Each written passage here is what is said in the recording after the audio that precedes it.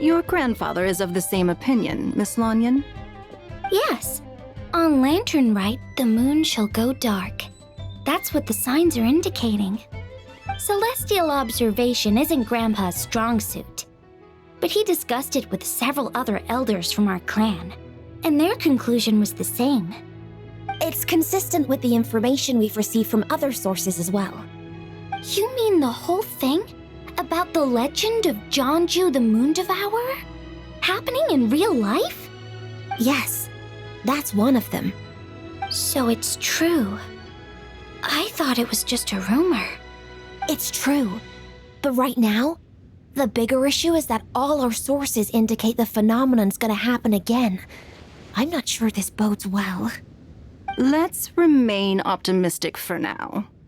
We're making progress interpreting the artifacts, and Ganyu is consulting with the Adepti as we speak. Besides, apart from the incident at Wanmin Restaurant, there haven't been any other moon-related disturbances. Ningguang, Keqing, and Lanyan! You're all here! Oh, Traveler! And Paimon! It's been a while. Happy Lantern Rite. Yes, happy Lantern Rite. What brings you here, though? I thought you'd be in the harbor enjoying the Shao lanterns. You're certainly not the type to visit Yujing Terrace for no reason. Is there something I can help you with? What? We're not allowed to just drop in on our friends during the festive season? I was only teasing. You're welcome to visit us anytime you wish. Happy Lantern Rite. Oh, and about all the moon business you were just talking about? We have something to show you. Here, take a look! Whoa! Something really did take a chunk out of the moon. Someone managed to capture a picture of it. Is this Jeonju, the Moon Devourer, then? Even though we confirmed this event took place, I still can't quite believe what I'm seeing. Where did you get this picture? From Shangling! She found it when she was cleaning up after that customer caused a scene. She thinks they must have dropped it. Wait, is this Chawang Terrace? No, it's just where I'm from. It said that Chawang Terrace was where the ancient people of Chenyu Vale communicated with the heavens. And in this picture, the moon happens to be right above Chawang Terrace. I was just surprised, that's all. It's probably just a coincidence. That's interesting because the ancient people of Chenyu Vale migrated there from the chasm area. The chasm? So, that place is involved too? According to our investigation, that customer you just mentioned, Lu Xiangxiang, her father and grandfather are merchants in Liyue Harbor, and her mother and grandmother grow tea in Chaoying Village. A few days ago, she left her home in Chaoying Village to join a civilian archaeological team funded by Hoishan Hall, and ended up excavating some artifacts in the chasm area. These artifacts were then entrusted to Shigu Antiques and are set to be featured in an upcoming exhibition. Then, of course, the incident at Wanmin Restaurant occurred. We suspect something happened during the excavation that left her with quite the shock. And now, it seems like she also went to Chawang Terrace and took that picture of the moon disappearing. The chasm? Chawang Terrace? Things are getting pretty complicated. She's not in a good mental state, So we took her to Boo Boo Pharmacy to get some help. Why don't you come with me to check up on her? At this point, you seem invested in this case too. Then let's head there now.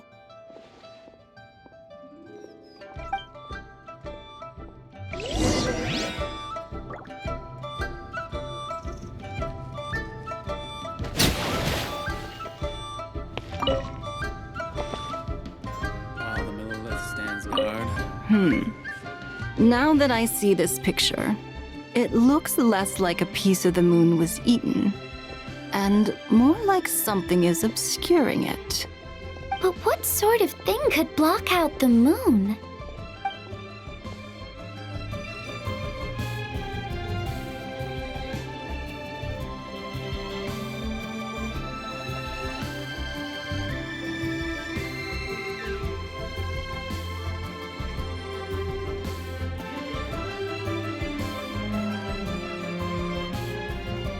Melusines are beautiful creatures.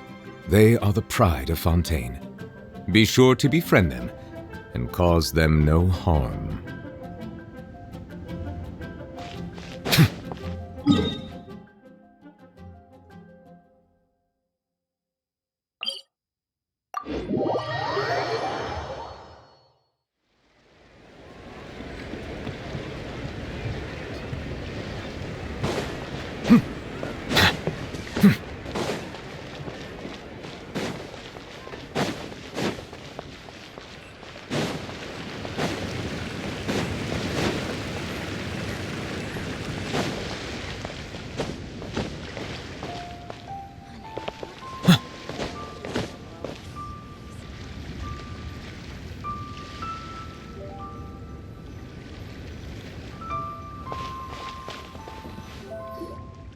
Ah, Lady Yuheng.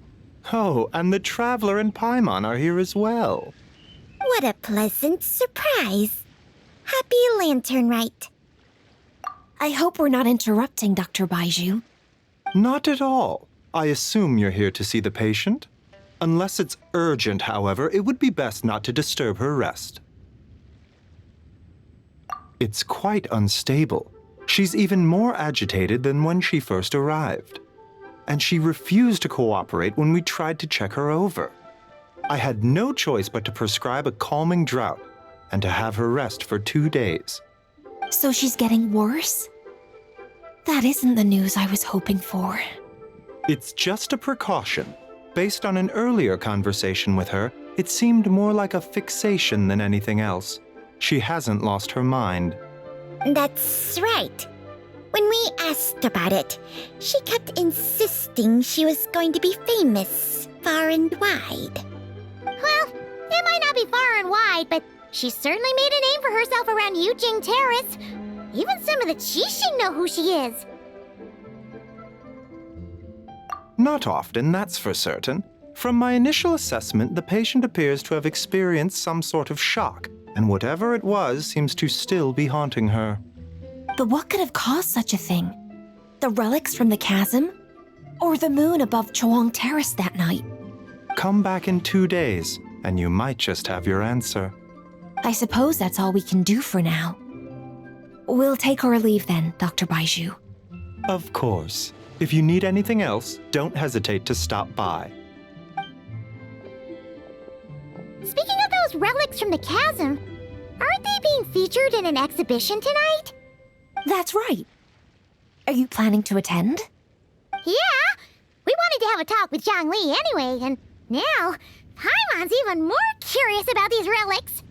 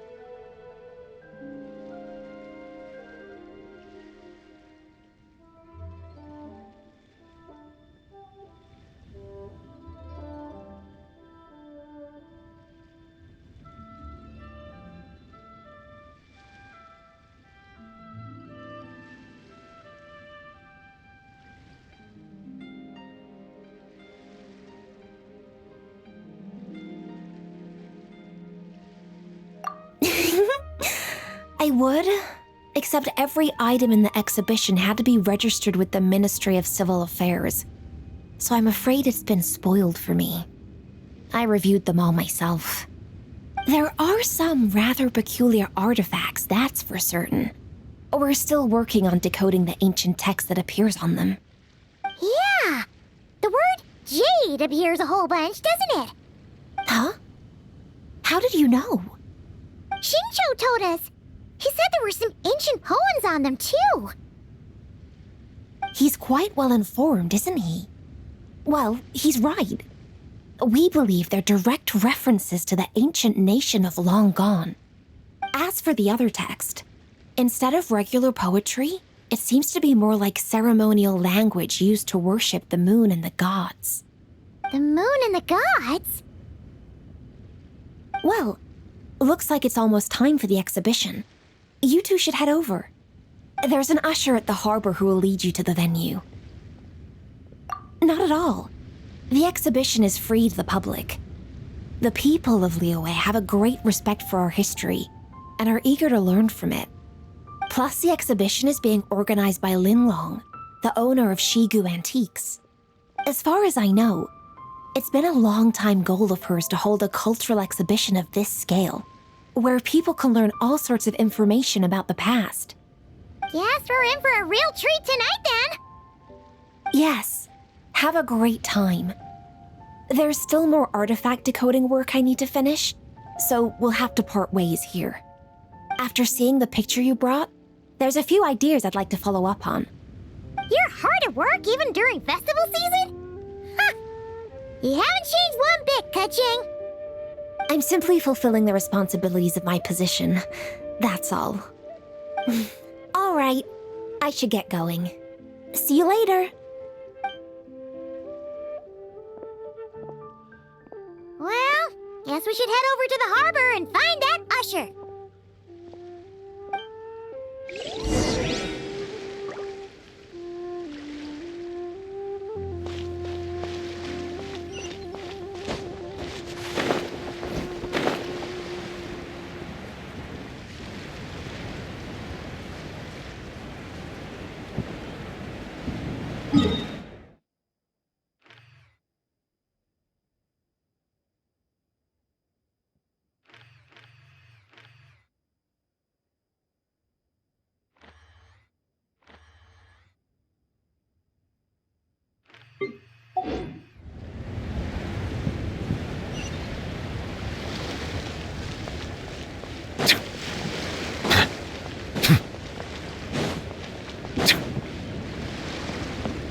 Settle down!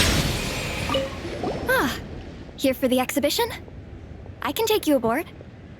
After you.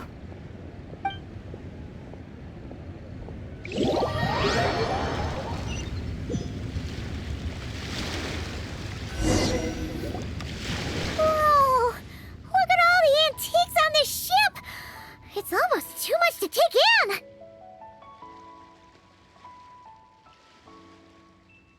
Greetings. I trust you've been well since last we met? Aha! Speak of the devil! You're right where Hu Tao said you'd be! Ah, so Director Hu gave me away, did she? Don't act like you're up to some super secret business! We know you just do whatever you feel like. Yo, Traveler, Paimon, what's up? It's been a while, you two. Happy Lantern Rite. Beidou! Yunchin! It's great to see you! You're here for the exhibition too? Yes. When I heard these artifacts were from ancient times, I just knew I had to come learn more about them. I mean, what a discovery, right? Yeah, Ningguang pretty much said the same thing. She thought coming here might help culture me up or something. But as you know, I'm more of a fists and punches type of person. I doubt one exhibition is gonna change that. You're too modest, Captain. You're the leader of the Crux fleet. That takes far more skill than just fists and punches. Plus, at the end of the day, you still decided to come, even though you didn't have to listen to Ningguang. Well, she's the Tianquan. If she can't even get an average ship captain like me to do her bidding, how's that gonna look? You sure know how to think from her perspective, huh? I guess I do. Anyway, how's everyone enjoying the exhibition?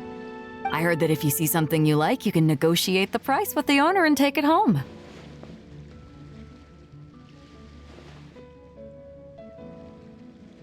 Wait, so we can buy this stuff? Indeed. Although Shigu Antiques is hosting this exhibition, many of the items come from private collectors. As long as both parties reach an agreement, you can make an offer of mora or an equivalent trade.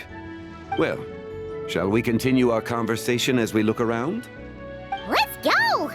Paimon's super curious about all this stuff.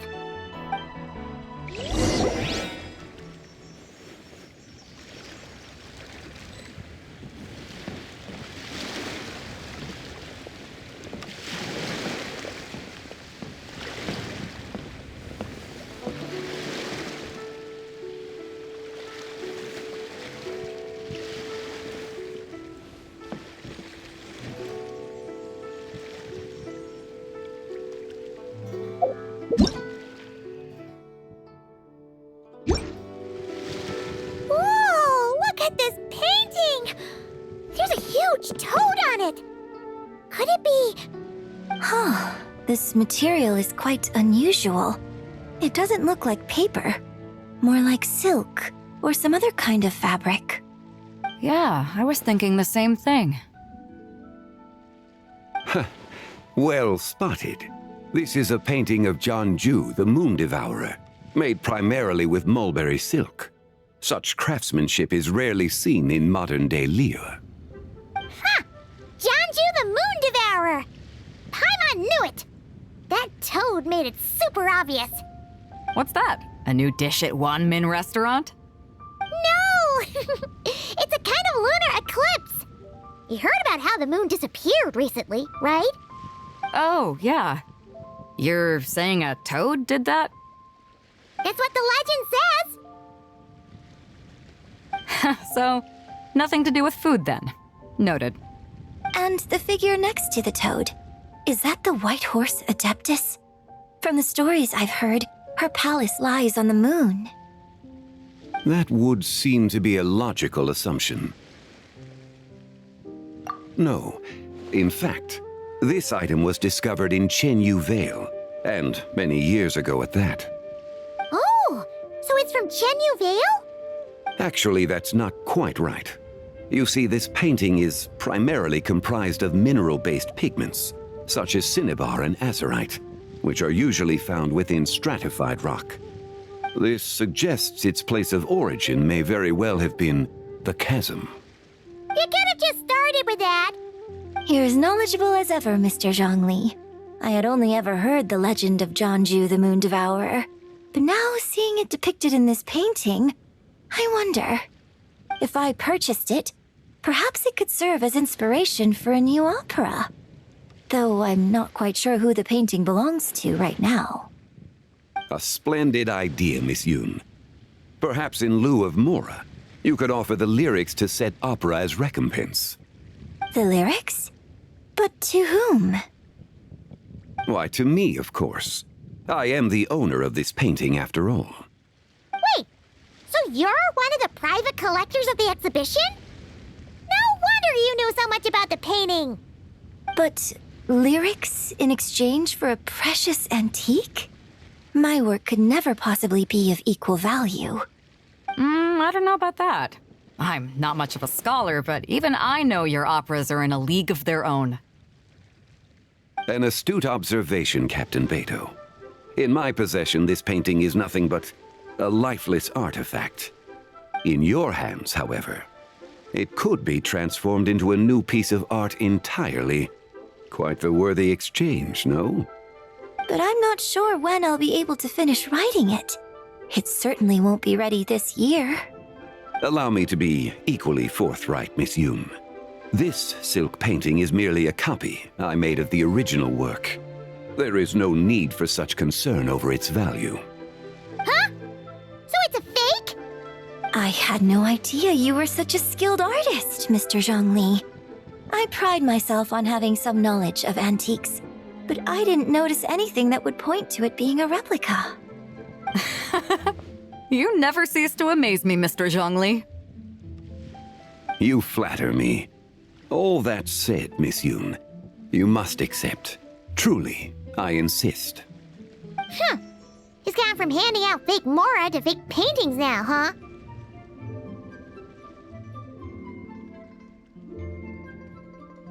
Your kindness is impossible to refuse, Mr. Zhongli. Rest assured, I'll be sure to return the favor. I shall look forward to it. Man, that was quite the find. Huh, I should buy something too, if only so I can show it off to Ningguang. Let's keep going and see what we can find.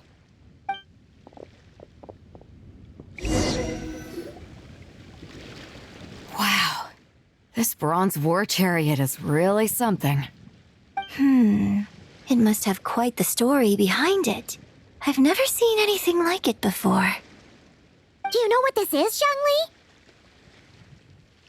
Ah, I heard from Miss Linlong that a carriage made of Celadon jade was unearthed in the chasm.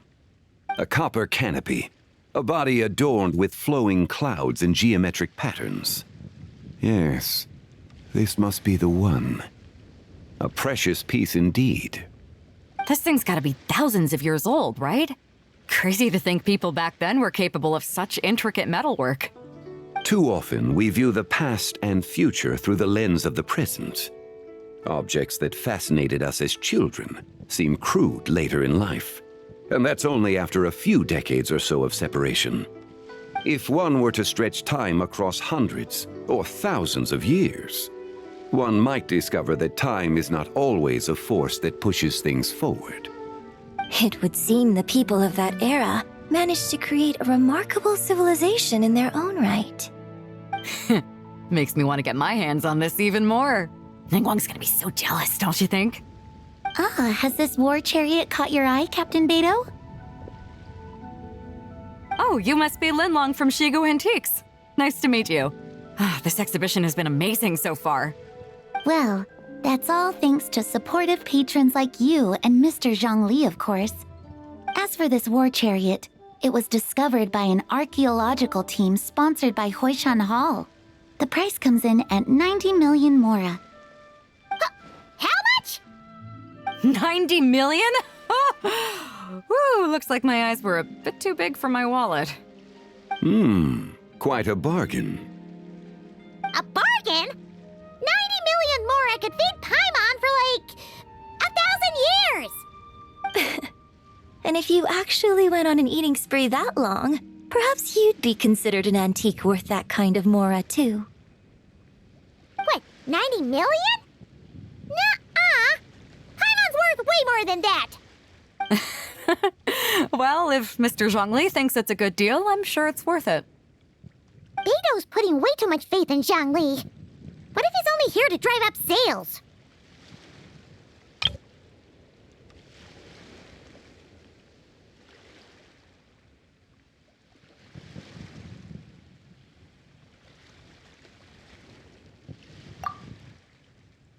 I'll take the chariot, Miss Linlong. Someone will come by with the payment. Quite the discerning eye you have, Captain. After the exhibition ends, I'll have someone deliver it to the Alcor. Actually, could you send it straight to Yujing Terrace? I'd like for the Tianquan to see the proof of my discerning eye for herself. Understood. Great! Yunjin and I both found something. What about you three? Want to keep perusing? Don't worry about the Mora, it's all on me. Nobody's going home empty-handed tonight. I appreciate your kindness, Captain, but I'm afraid I have some private matters to discuss with Miss Linlong. In that case, don't let us keep you, Mr. Zhongli. Right this way. Traveler, Paimon, perhaps you would like to accompany me. What? So you can show us another bargain antique that's so far out of our price range it's not even funny? Other people are always demanding Mr. Zhongli's time, but it's quite rare for him to extend an invitation himself. I wouldn't pass up this opportunity if I were you, Paimon. Yeah, just don't forget to come aboard the Alcor for a drink later. Yeah, guess you're right. Taking a quick look isn't gonna cost us anything. Let's go!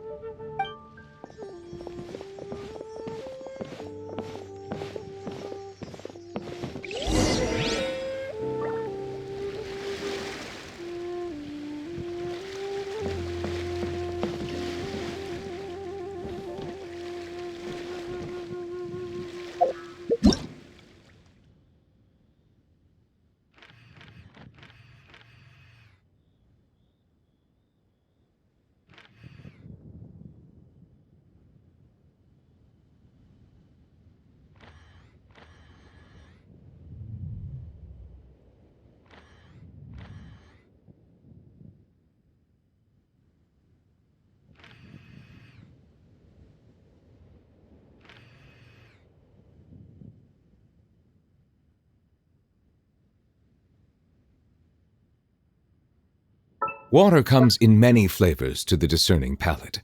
Mondstadt's water is crisp and pure, while water from Liyue has an enduring aftertaste. In Inazuma, the water possesses a depth of flavor unlike any other. Sumeru's water, meanwhile, has a rich and complex flavor profile, but it must be savored patiently to fully appreciate it.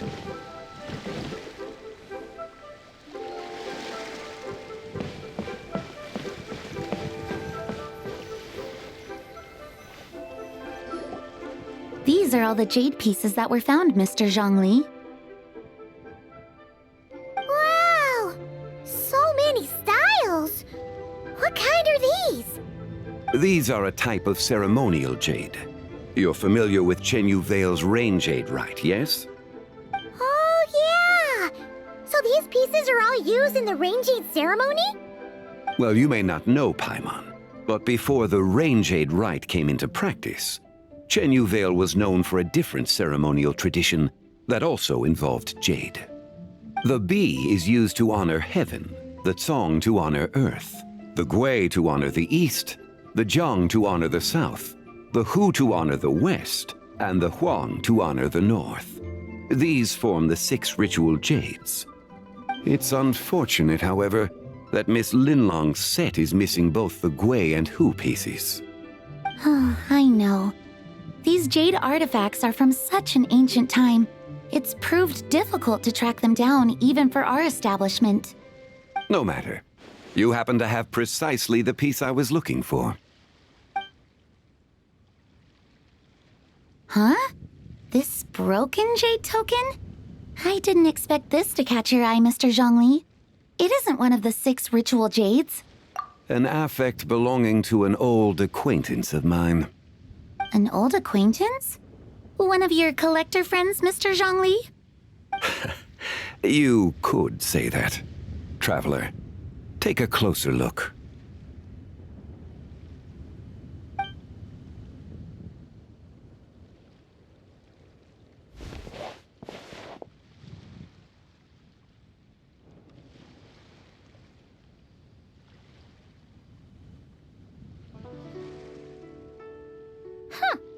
It doesn't look all that special to Paimon. Just seems like a broken artifact.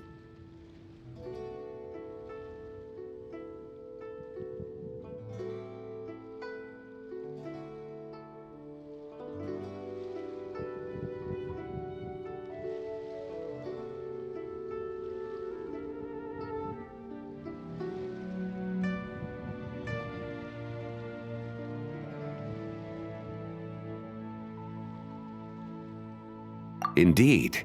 It's been thousands of years since the moon has appeared in such a form. So, in the past, the moon wasn't always full.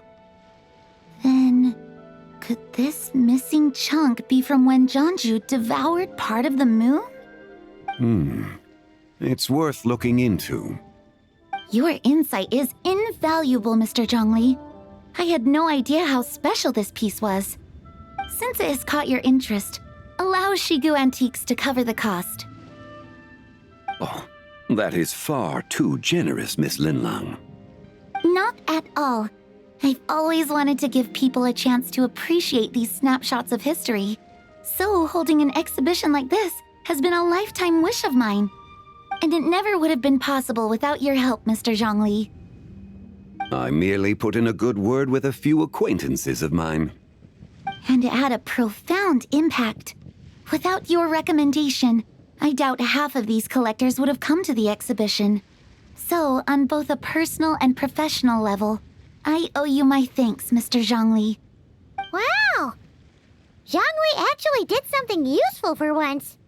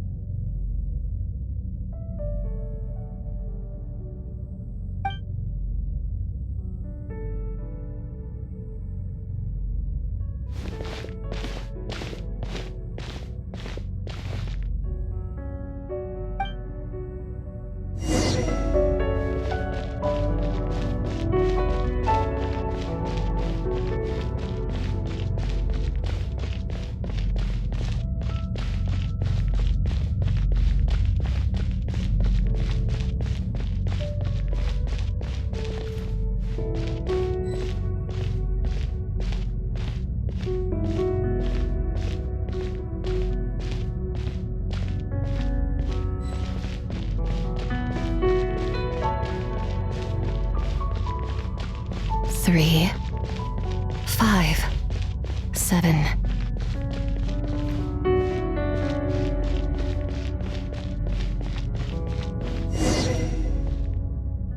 11, 13, 17, 19, 23, 29.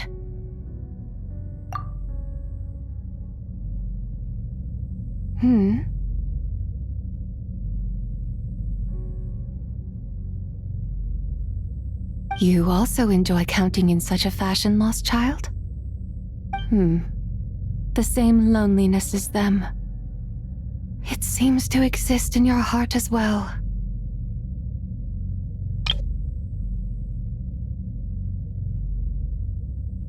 Me? I'm sorry, I don't remember. The shadow of the moon? Or a dream of time?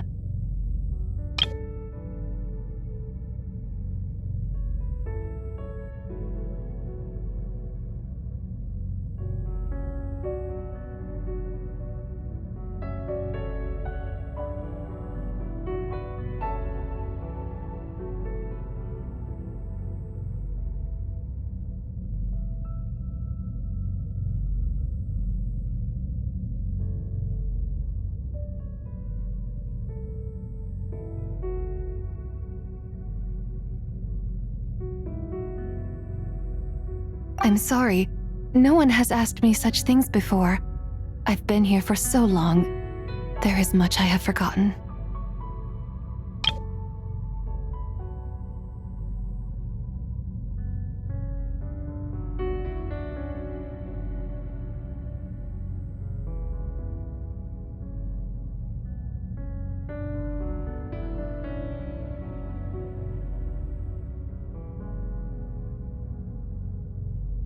I know nothing of your arrival.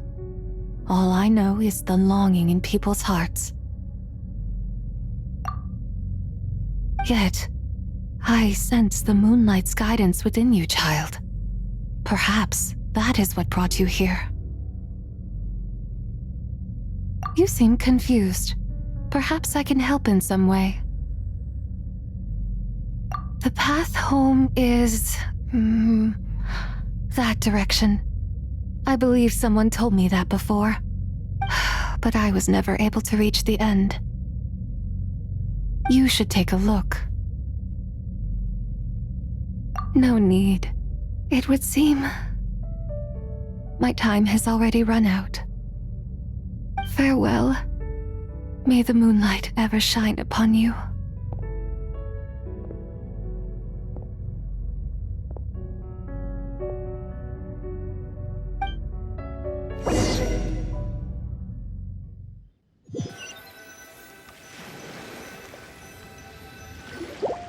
Wow!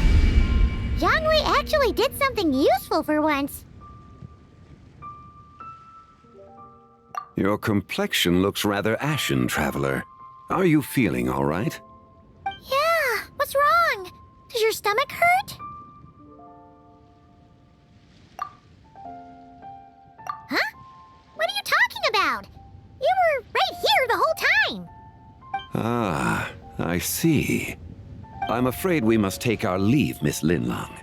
My friend has taken ill and I must escort him to get some rest. Of course. Traveler, Paimon, please, come with me. Ah, yes. Regarding the payment for the jade token.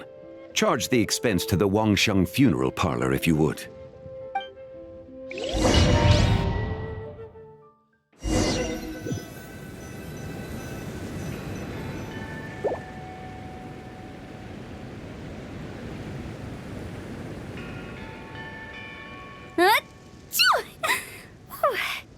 Guess someone's thinking of me. But this late at night? Must be that consultant of yours. I bet he's out there spending all year more at the exhibition. Yeah, he'd be the perfect employee if he just knew how to rein in the spending.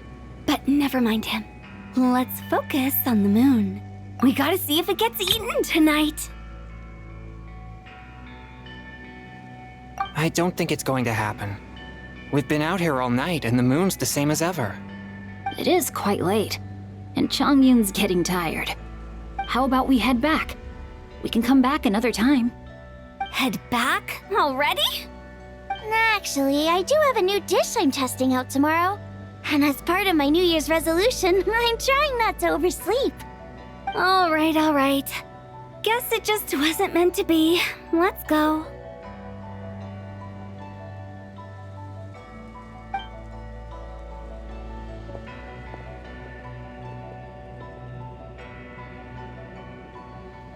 When the sun's out, bathe in sunlight. When the moon's out, bathe in moonlight.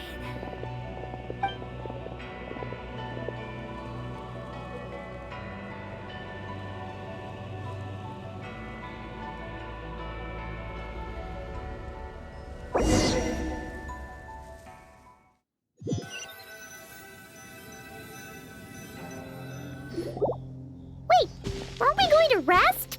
Why did you bring us here? Because I imagine the traveler would like to know what just happened to him. Oh, right. Paimon's confused, though. She could have sworn you were there the whole time. Oh, how is that possible? It sounds like his spirit formed an inexplicable connection with the being in that space. Ah, you suspected from the beginning, didn't you? Indeed, the being you met is the fabled White Horse Adeptus, and the original owner of this jade token. Her name is Tibai. Wait, does that mean she's inside this token? No, she does not reside within this token, but rather within the moon's shadow. This token is merely a medium.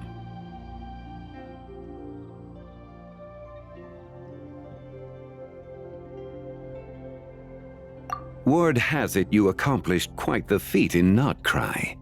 You and your friend brought the Frost Moon back to Tevat. Tell me, did you ever wonder about the other moon? The one that hung in its place for thousands of years? We never really thought about it, but it must have been a fake, right? A fake moon! Indeed, it was false. Its true nature, nothing but a projection of the moon. It also happens to be the prison that confines Tibai to this day. Wait, the White Horse Adeptus is trapped inside that projection? Then we need to rescue her! But the moon in the sky right now is the real one, right? Where did the fake moon go? And why can't Paimon see it? With the return of the true moon, the shadow naturally lost its place in the heavens. Now, it is disintegrating bit by bit. It's a process that comes and goes. When it occurs, it looks like the moon is being obscured by a black shadow. But when it stops, the shadow disappears and becomes invisible to the eye. So, you're saying there's an invisible fake moon blocking the real moon right now? Indeed. Okay, this is not what Paimon was expecting. My hypothesis is that people's wishes could be what trigger the periods of disintegration. After all, when you experienced that episode just now, it was precisely when Miss Linlong spoke of her own wish. Wait, is that because the White Horse Adeptus answers people's wishes? The legend must be true then. So, that means the more wishes we make, the faster the fake moon will disintegrate, right? Then it won't be long before the White Horse Adeptus is free! Quite the contrary. After countless years trapped inside, the two have merged into one. When the moon shadow is gone, Zibai will cease to exist in this world. Oh no! So, by bringing the moon back, we actually hurt the White Horse Adeptus? Do not burden yourself with such thoughts. Because of your actions, A promising opportunity has presented itself to us. Let us not forget, what is crumbling is also precisely that which imprisons her. Yes, and that is why I invited you here tonight. Your connection to that broken jade token confirms that you can do what I envision. However, while I had hoped to receive your assistance, this matter could have significant ramifications. I must admit a certain reluctance to implicate you in more of Tevat's secrets. Often, the deeper one's knowledge of such matters, the harder it becomes to extricate oneself from them. You are someone who once traveled through the boundless sea of stars. I cannot help but wonder, perhaps it is wrong for your fate to become too entangled with the fate of any one world. Such is your conviction, then. Since journeying beyond Liyue, you have had ample time to reflect on these matters, it would seem. Very well. The first secret I must reveal is that Zibai has long since passed away. The being within the Shadow Moon is merely one of the 3 deadly selves she severed before her death.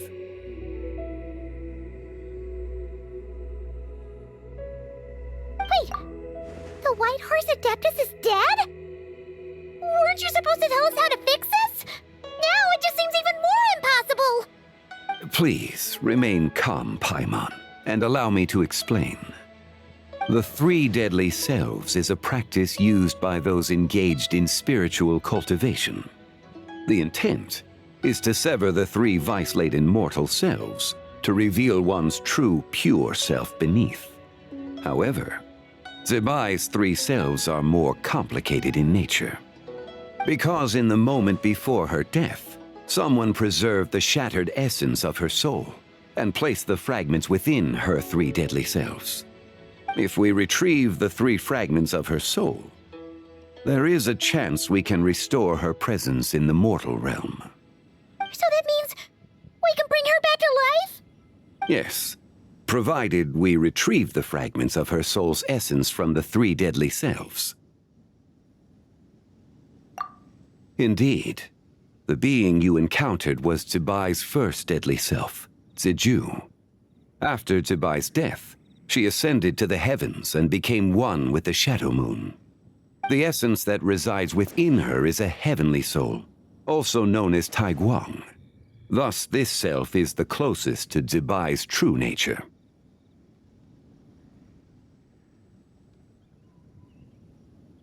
That said, because she is trapped within the Shadow Moon, we have no choice but to seek out the other 2 soul essences first. Then we can unite them as one. Her second deadly self is called Ziju. After Zibai's death, she fell into a slumber deep beneath the earth in what is now known as the Chasm. The essence within her is the Earth Soul, also known as Shuangling. She is the self that inherited most of Zibai's memories and wisdom. The chasm? So, do we have to go there to find her? That won't be necessary. I sensed her presence on the jade carriage from earlier, the one at the exhibition. It's possible the return of the Frost Moon awakened her, and she emerged from the chasm alongside that batch of ancient artifacts. Wait, that must be why you agreed to help with the exhibition! To investigate the artifacts! Indeed. So in truth, Miss Linlong was the one who helped me. The third deadly self is Zichao. The essence within her is the human soul, also known as Yojing, Zibai's shade. Thus she is the most free-spirited among the 3. She lent me her aid during the Archon War 1,000 years ago. But later, as her powers waned, she retreated into the mountains. I imagine finding Zichao should prove the most troublesome, so I shall take it upon myself to track her down. So, we need to find the second deadly self, right? But where do we even start? Locating her should not prove difficult. In life, Zibai was fond of mortals, and as the self who inherited most of her memories and wisdom, Ziju should be the same. It's possible she has possessed someone and is meandering the bustling streets of Liyue Harbor as we speak. Possess someone? Wait. Are you thinking what Paimon's thinking, Traveler? What if she raided a tomb and dug up some super special relic, then got herself haunted by an ancient ghost? Exactly! Lu Xiangxiang! It seems you have a lead in mind already. She'd still be at Boo Boo Pharmacy. She was super agitated when she first got there, so Baishu gave her some calming medicine and told us to come back in 2 days. Do you think it could be her, Zhengli? It's quite possible. The deadly selves are impure beings that can easily influence mortal minds. A sound plan. Well, I should get started on my own investigation then.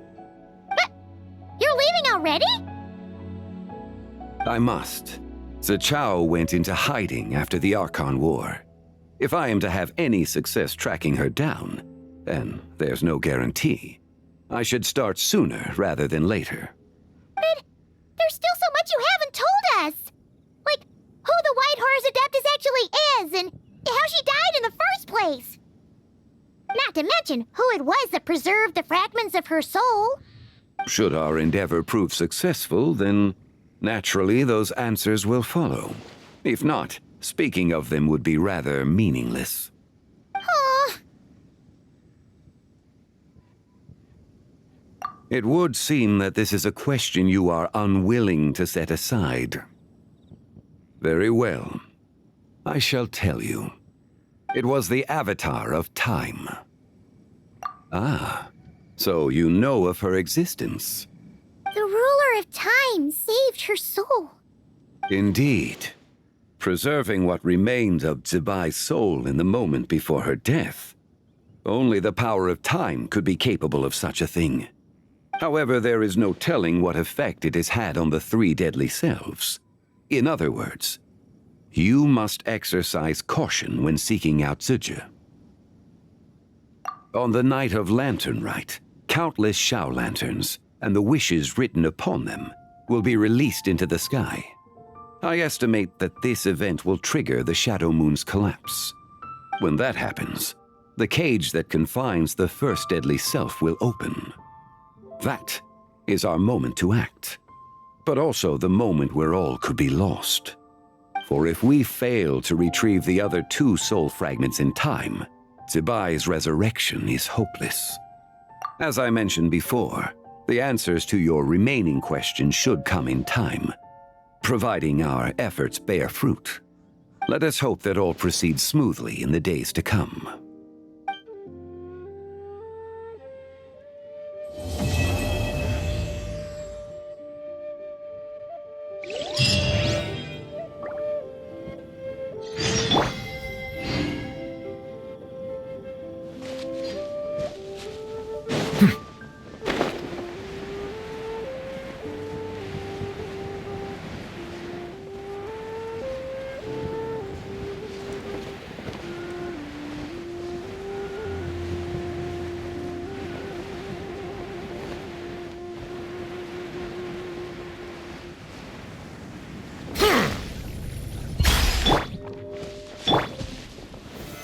Stabilize!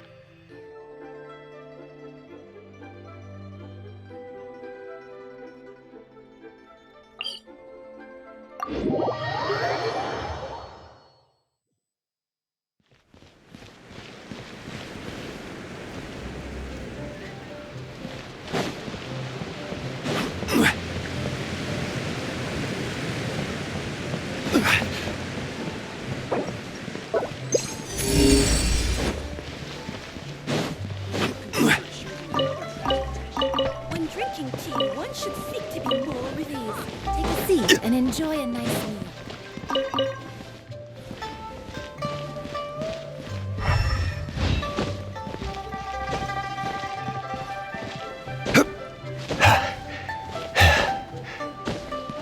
Rise! Unsolicited, and all the more valuable for it.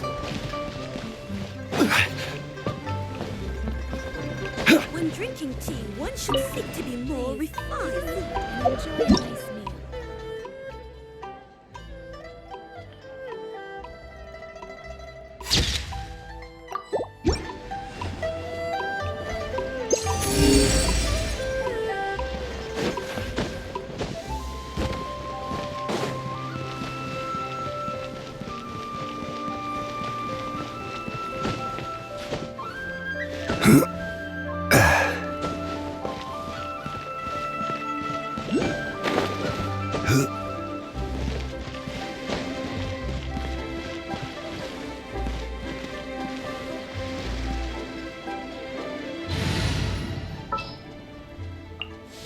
Didn't keep you waiting, did I?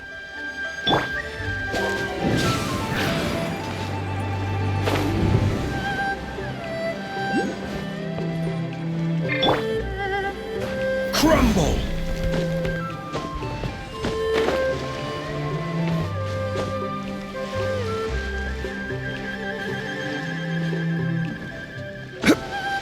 Quake! One man's stone is another man's gem.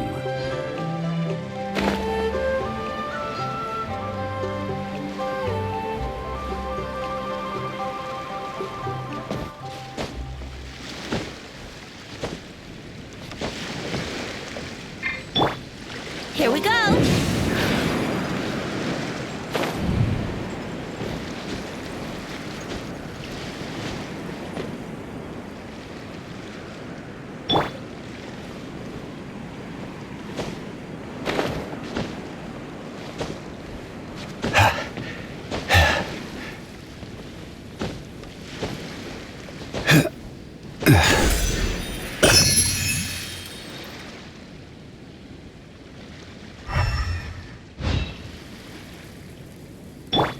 Yahoo!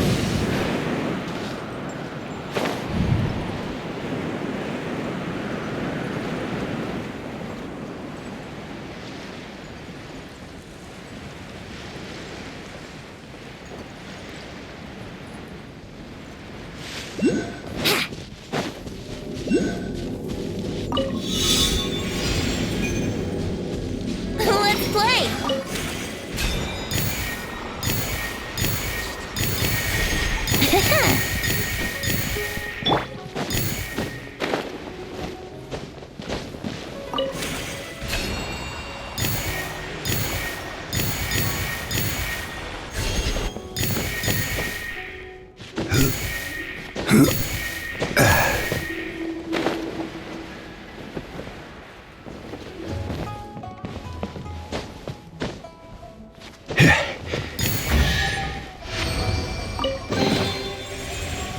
Crumble!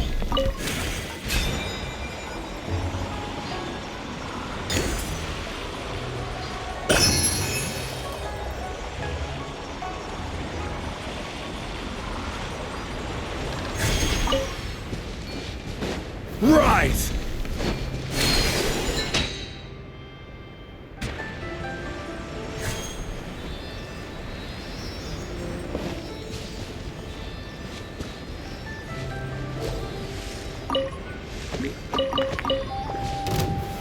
Stabilize! Silence!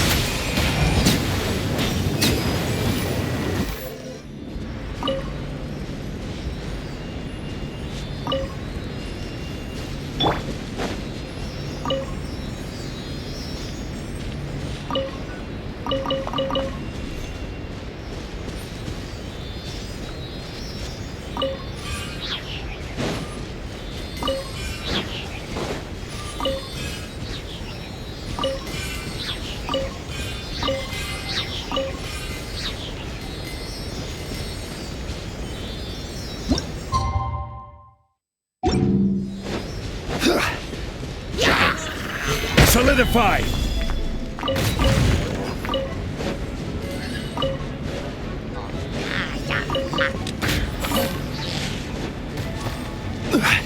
Order guide you.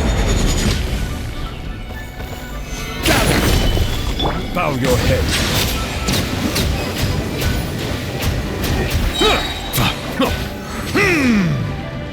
The tides beckon.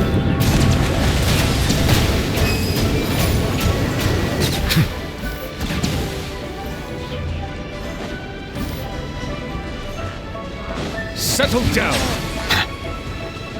Brace yourselves. Think you can get away? On our way now.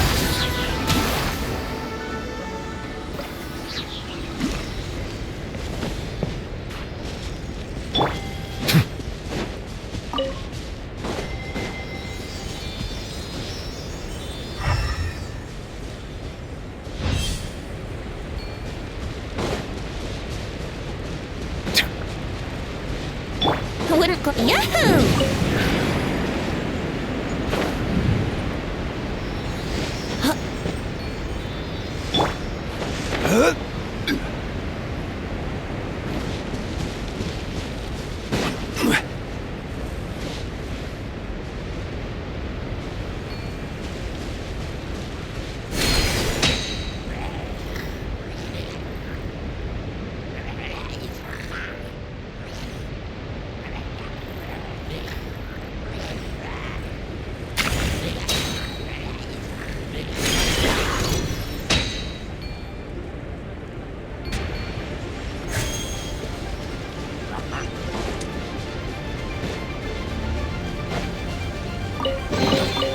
One man's stone is another man's gem.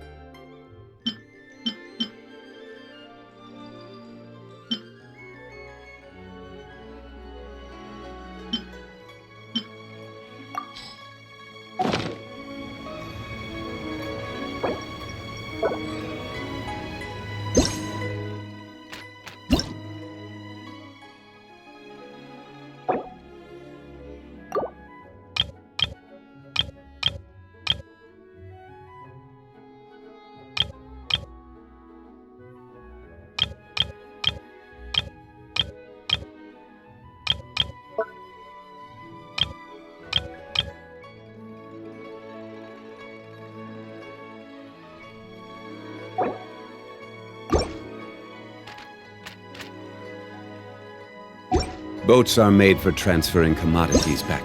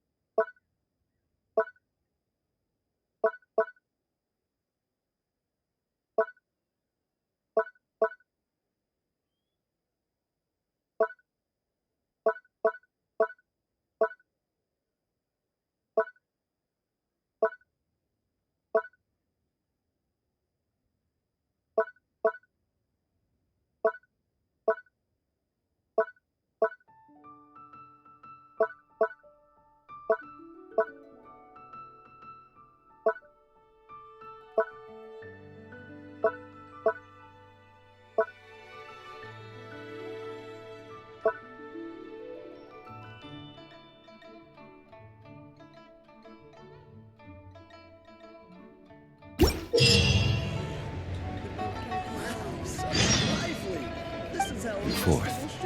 And those that come across Liyue tend to stay a while. So it is where many things come to settle.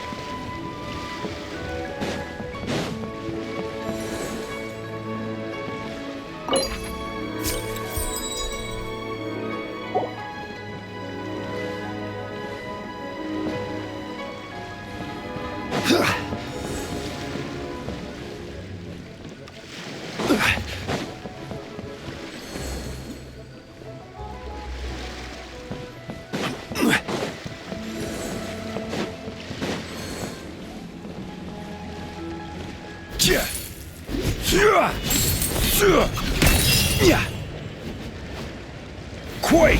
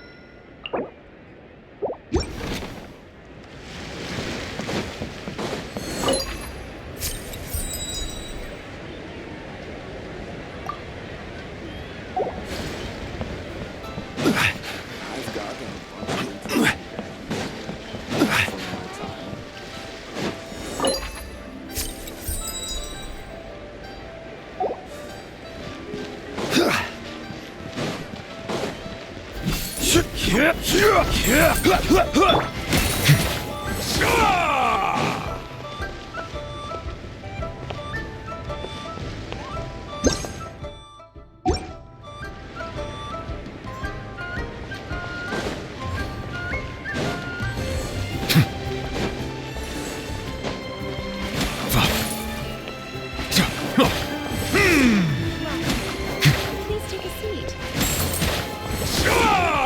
Silence!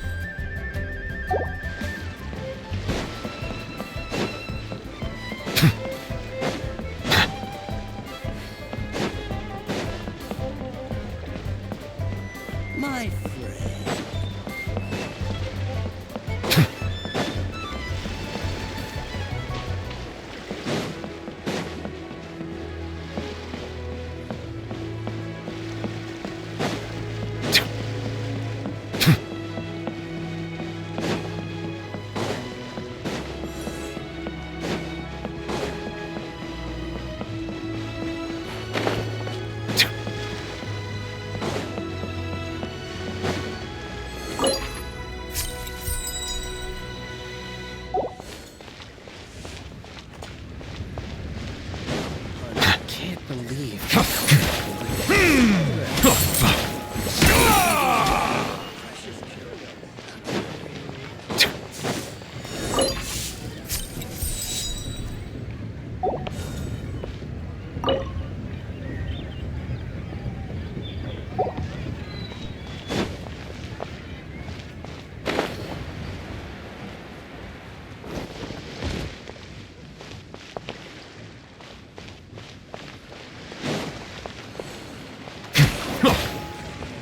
Hey, who's that skulking around?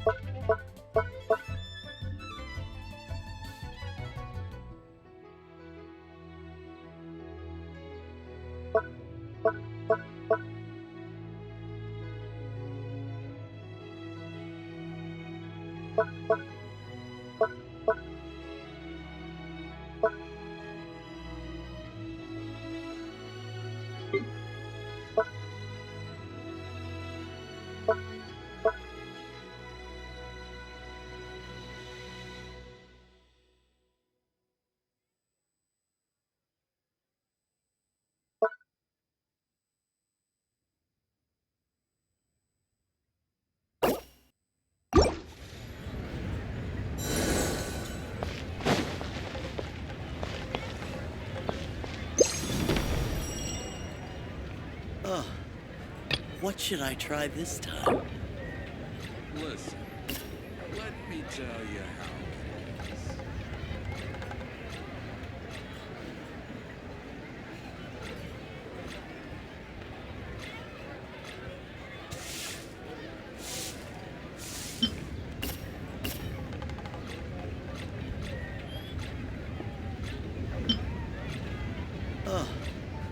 What should I try this time?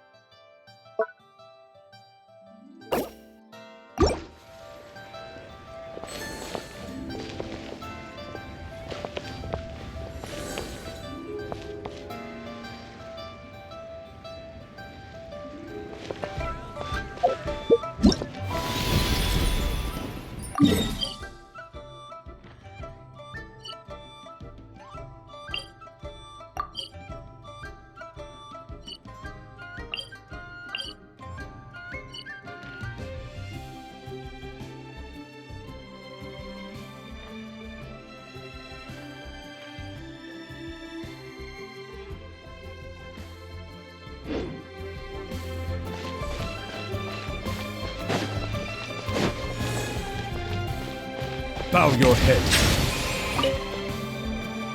Another one finished. And the paint's all dry.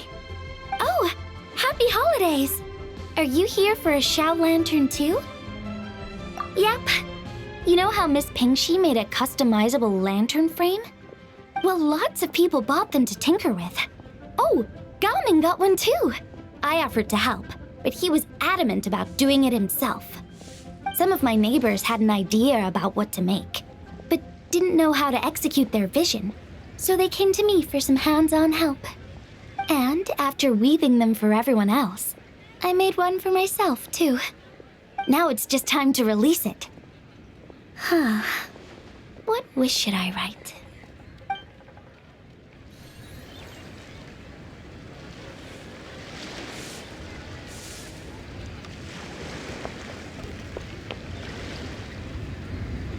Honey.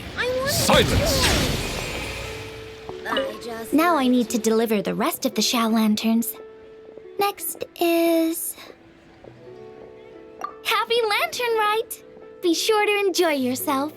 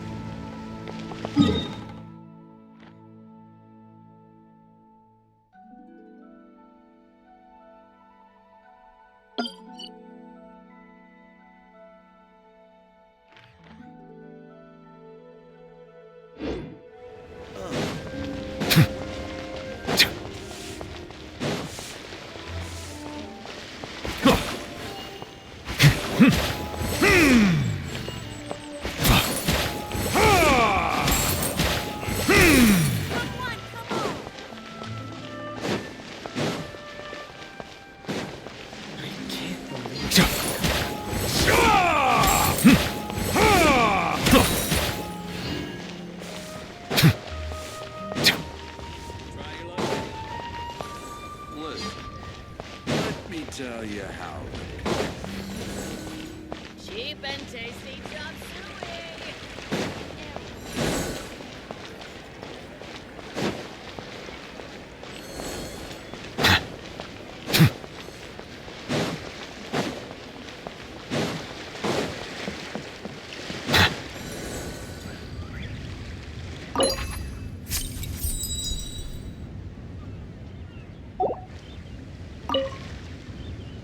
Traveler, what a pleasant surprise. Happy Lantern Rite. Ah, I did ask Miss Pingxi to help arrange a commemorative photo shoot. You must be the photographer she had in mind then. Wonderful. Looks like I'll be bringing back some lovely photos from this year's Lantern Rite. All right then, Master Photographer. What kind of pose do you think would be the most photogenic?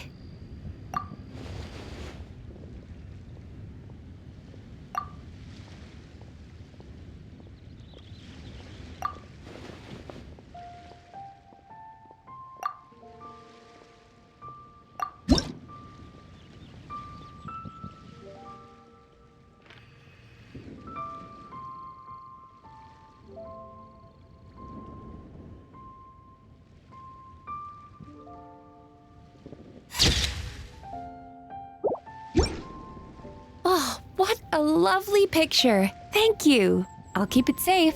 I think I'll have it framed and put in the shop.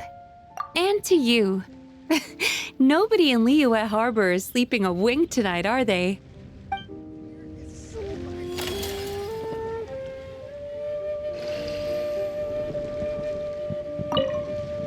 Oh, what a I think I'll have it framed. And to you.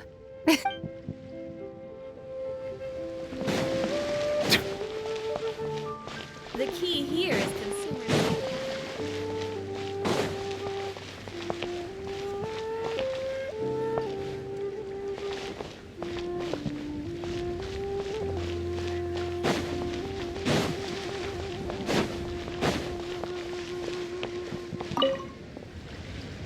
Whoa.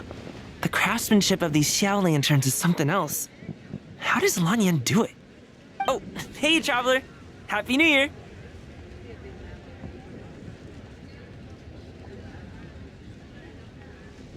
Yup. Took me ages, but this one's turning out pretty decent. I'm gonna paint Manzai on it, too. Oh, and I gotta make one for Pops. Whew, that should do it. All that's left is sending it off to the sky.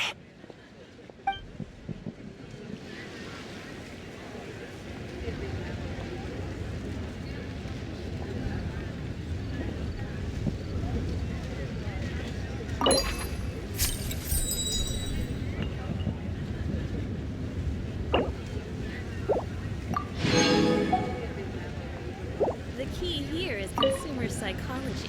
Wow, it's really up there. Next up. Happy Lantern Rite to you, too. Hope you have a prosperous new year.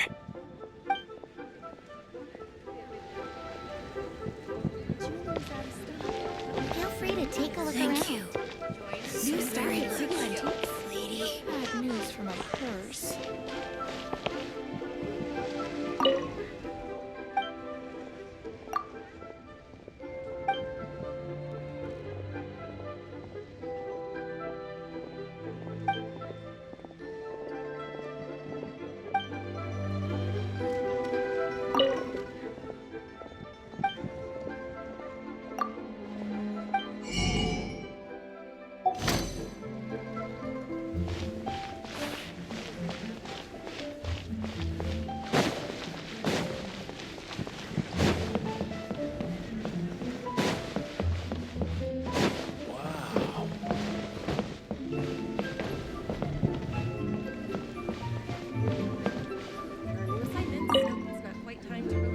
If you make a lantern like this and release it, will the wish really come true?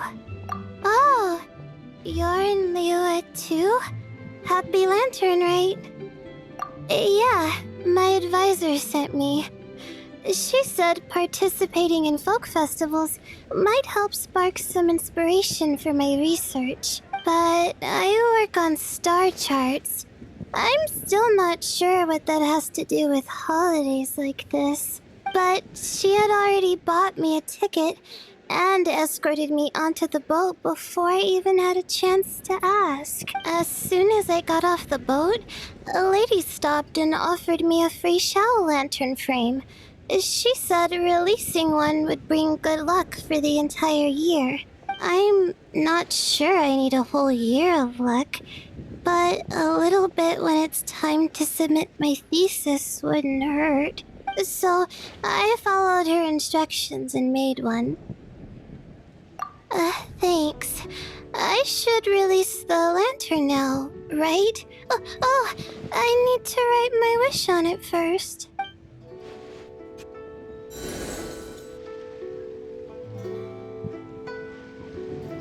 Bang! And with that, the fate of the Guhua Brotherhood was sealed.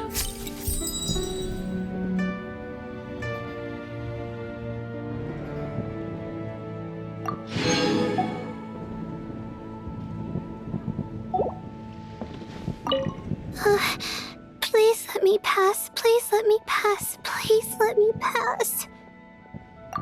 Huh? Oh, yep. A happy Lantern Rite.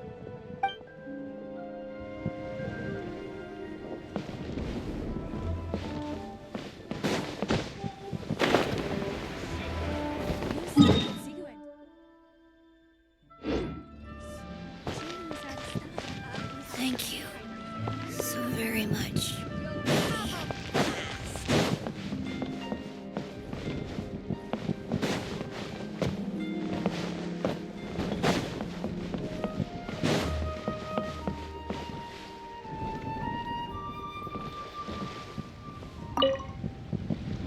Traveler? Happy holidays! It's been some time since we last spoke. You could say that. I had already planned to come to Liyue to research floral essences, so when I heard there was a merchant ship heading here, I decided to join them. I had no idea I'd arrive just in time for Lantern Rite. In deference to the season, I've decided to put all work aside and simply enjoy myself. I even asked a young lady to teach me to craft Xiao lanterns. In fact, I was just about to release it. Thank you. She told me it's tradition to write down a wish before releasing it. Still, I'm not quite sure what to write.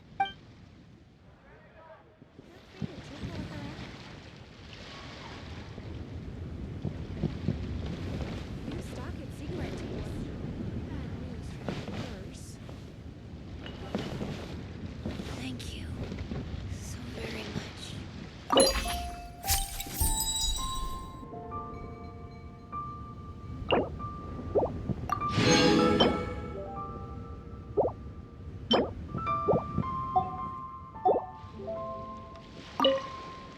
The Lantern Rite festival is more magnificent than I ever imagined. Wonder what I should check out next. I suppose I should say, Happy Lantern Rite to you too.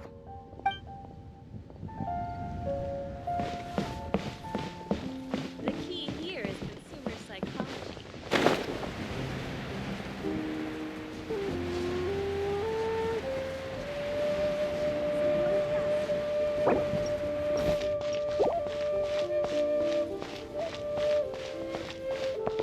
So, are you buying or not?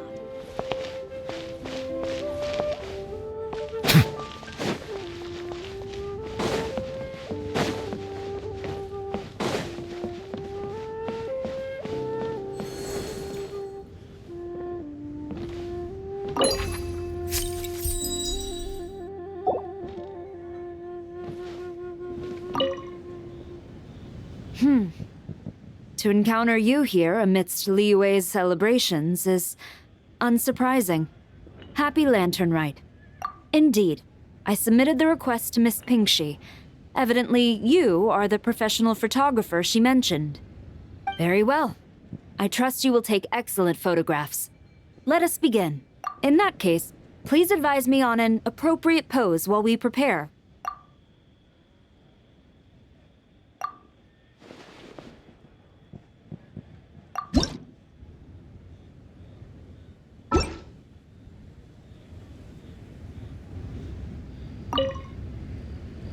I see you are ready. Let us proceed with in that case, please advise me on an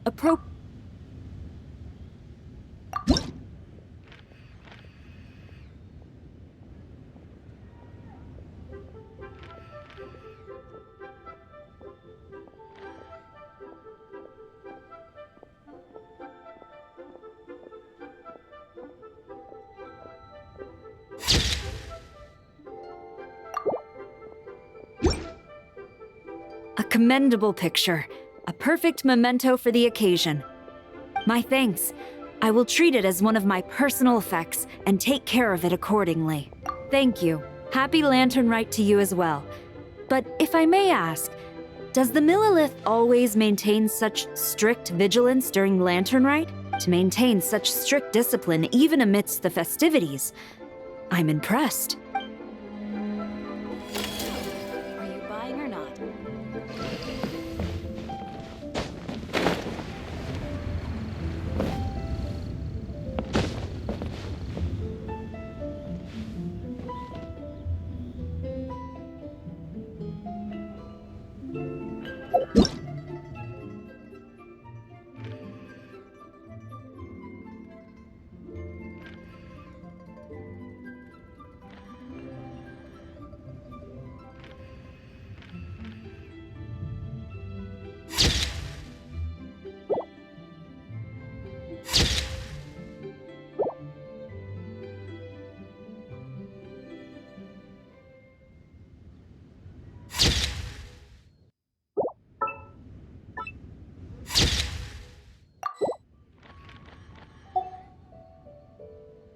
Melusines are beautiful creatures.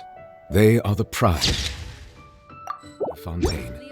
Be sure to be friendly and cause them no harm.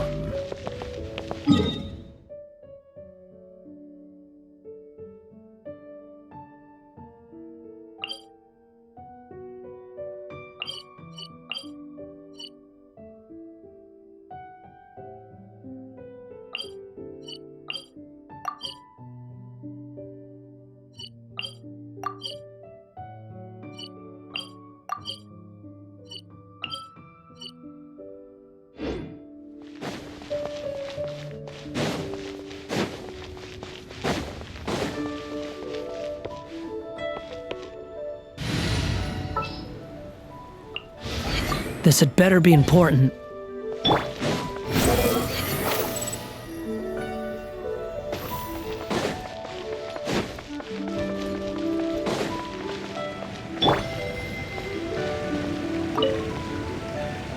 Happy holidays, traveler!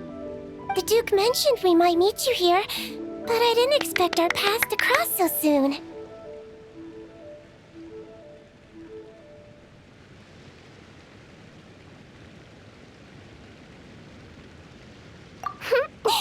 Yep. He invited me to experience Liue's Lantern Rite with him, and also to finally use up all the vacation days I never got around to taking. We met a very kind lady at the harbor who said that if we'd like, she could arrange for a professional photographer to take our picture as a keepsake. Oh, that's perfect! Oh, I'm sure you'll take a really good photo, and then I'll be able to show it to Monsieur Nervillette later. Sure. Well then, as the professional photographer, what pose would you recommend?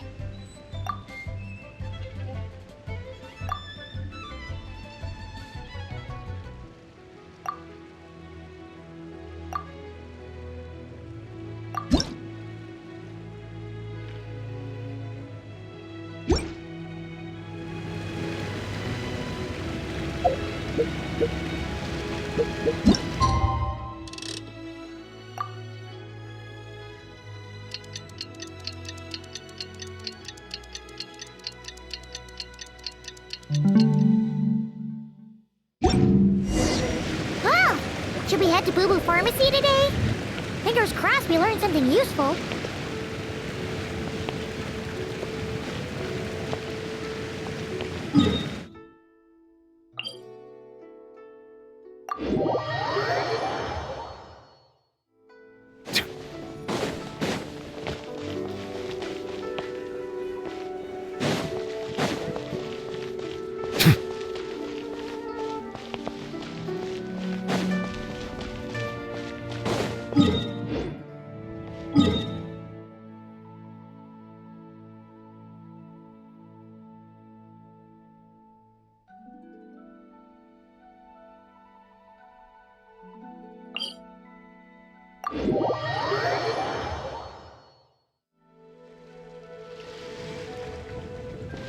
Settle down!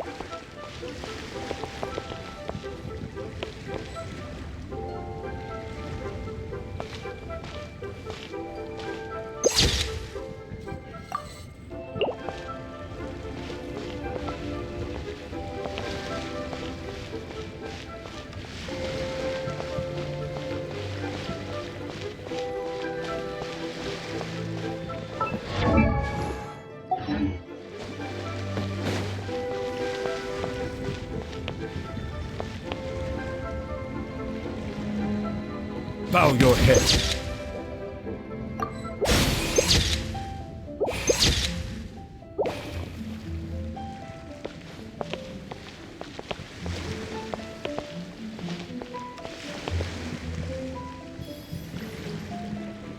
Silence!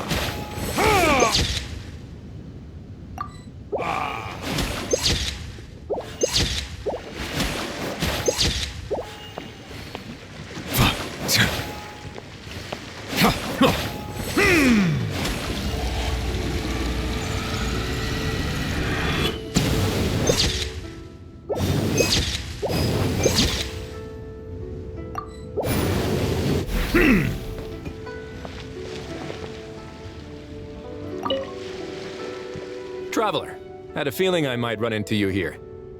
Allow me to extend a traditional Liyue greeting. Happy Lantern Rite.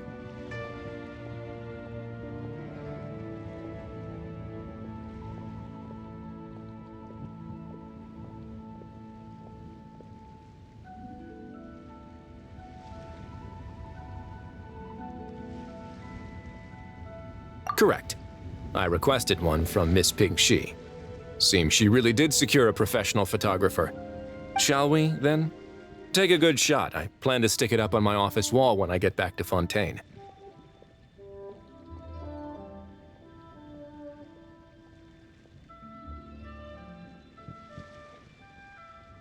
Got something to take care of?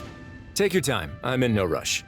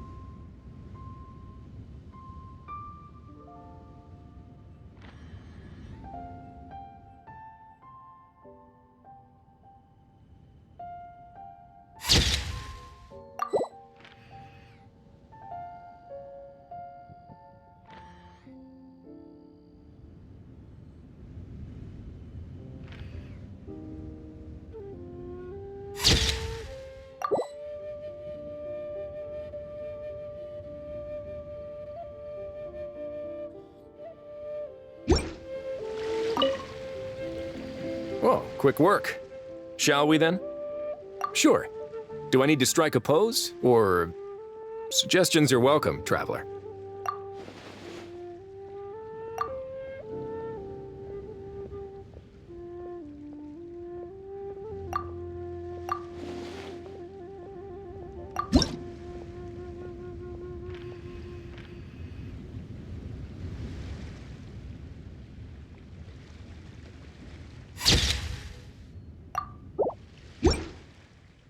Let's see. Not bad. Pretty standard shot. If you look at it from the neck up, it could even pass for a mugshot. I'll be keeping this. Really appreciate the help.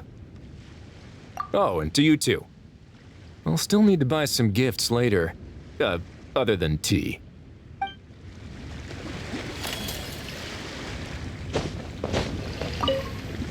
Let's see. Not bad.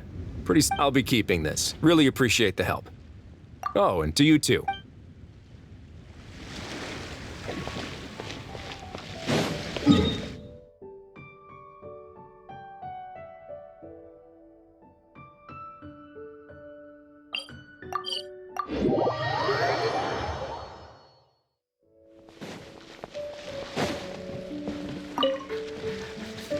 Oh, this is what I get for being impulsive. Making a shower lantern's no joke. Traveler? Oh, ain't that something? It is you! Happy Lantern Rite. Yeah, Miss Pinkshi gave me the frame, but I designed all the details and made all the ornaments myself. Pretty rad, huh? I even gave Hu Tao a few. Oh, shoot. I totally forgot I promised Hu Tao I'd help her make some shower lanterns too. I gotta release this one pronto.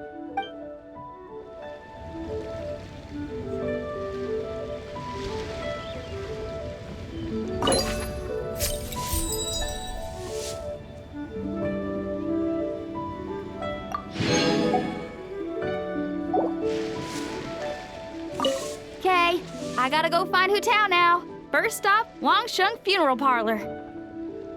Catch you later. Oh, and happy Lantern Rite to you too. Shame Hu Tao's busy this year. I would have loved to put on another show.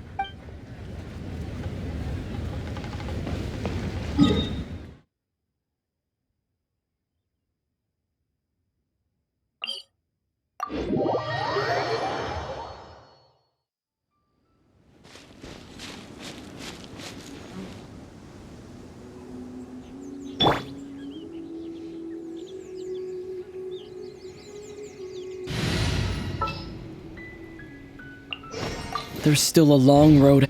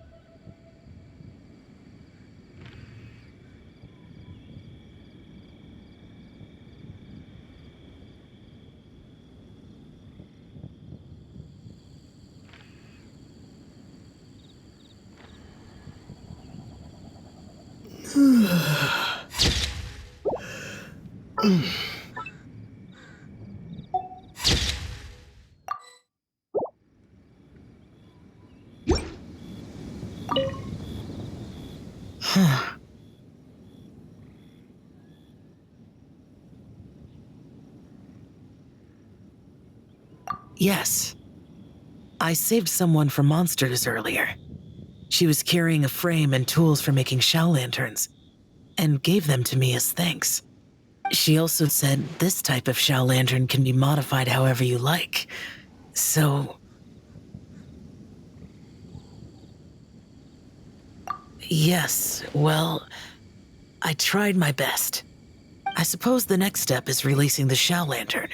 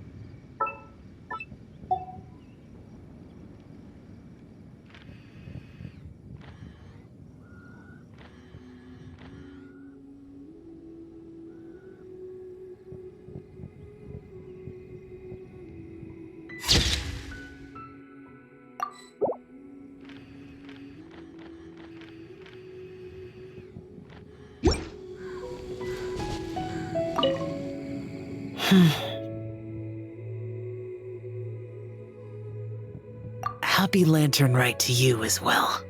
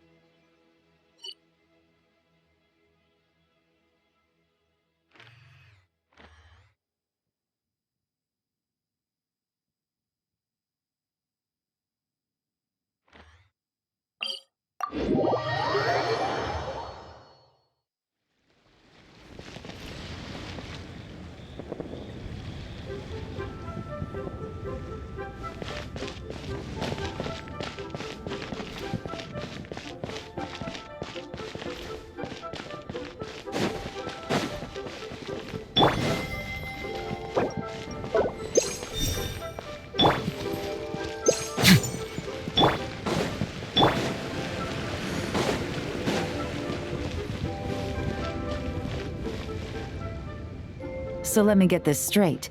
The patient disappeared right as you were delivering the medicine. I know it's hard to believe, but that's exactly what happened. It's true. 1 minute she was there, and the next she was nowhere to be seen. Hey, it's Yelan! Fancy seeing you here! Oh, is this a bad time? Not at all. Just a small roadblock in the case I'm working. Ningguang asked me to investigate a patient named Lu Shangshang.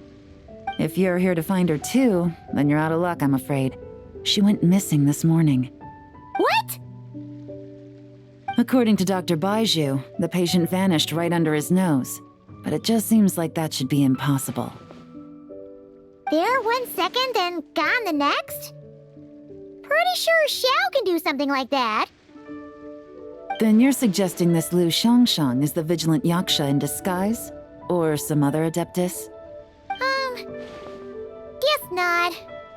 But this is so weird. How can a living person just vanish into thin air? Unless Linny decided to take his act to Liyue? Who is this Linny you speak of? He's... Oh, never mind. Paimon's just grasping at straws. Let's set aside the how for now, and focus more on the where. You mentioned this patient has a strong obsession with achieving fame and recognition? Yes. She kept talking about becoming a renowned archaeologist and making a name for herself. So, are we looking for a place where it's super easy to become famous? I think we should check out the Xiao Lantern crafting stalls. Because it's easy to become famous by making Xiao lanterns? Not exactly. When the people of Liyue need a solution to a problem, their first thought would be to pray to the gods and the Adepti. If her wish is to become famous, she might write it on a Xiao lantern in the hopes that the fabled White Horse Adeptus might make it come true. That certainly sounds probable. Turns out, the White Horse Adeptus might be a lot closer to home than she thinks. What was that? Nothing! Let's go check out those stalls!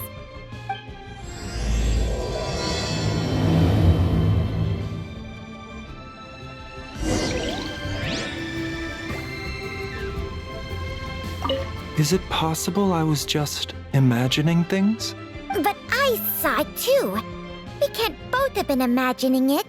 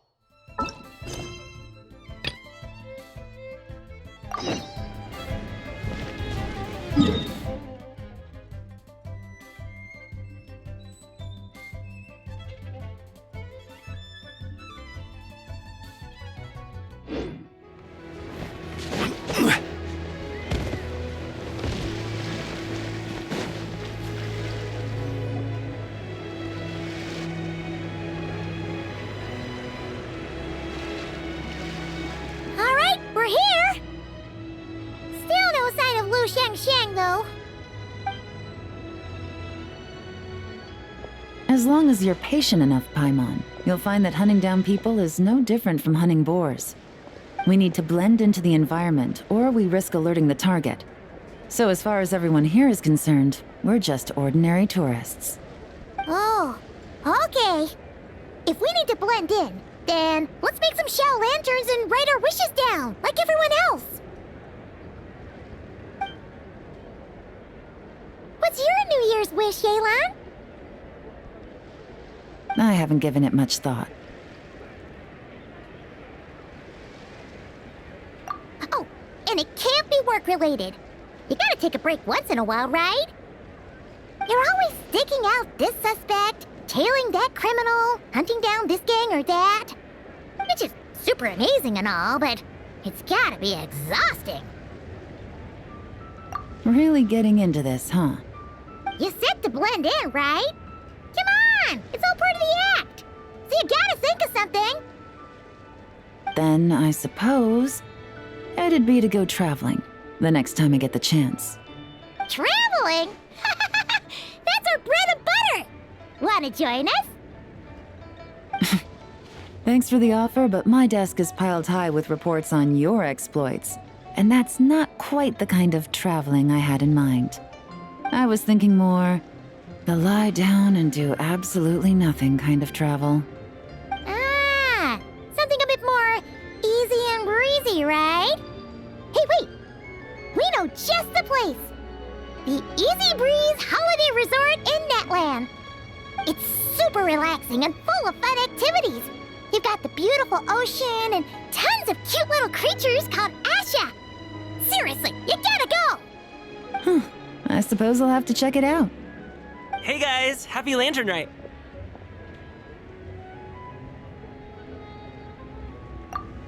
What a coincidence! You here to make shell lanterns too? Well, it's that time of year, am I right? Thought I'd join in on the fun. You can't have Lantern Rite without making one of these. What you gonna wish for? Aw, man, it's kind of embarrassing, but whatever. The truth is, the mighty mythical beasts are seriously struggling with recruitment. So I'm hoping to find a few apprentices and teach them the art of wushu dancing. Awesome!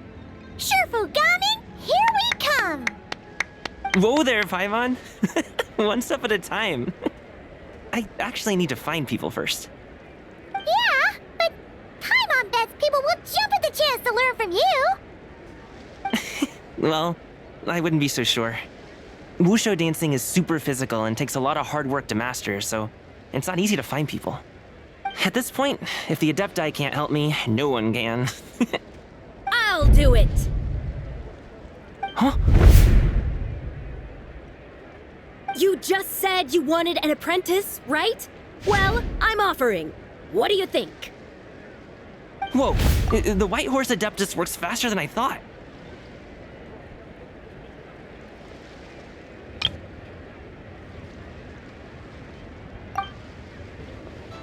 Traveler, it's her, Lu Shangshang. Our target! Hey, didn't you hear me? I said I wanted to be your apprentice! No need to shout. I heard you the first time. What's your name? Step back a bit, Gaming. This person could be dangerous. What? Hey, what are you trying to do? Do you know who I am? Get back! Lu Shangshang, we have no intention of harming you. We just need to ask you a few questions. Get back, I said! Try to remain calm. If you come any closer, I'll...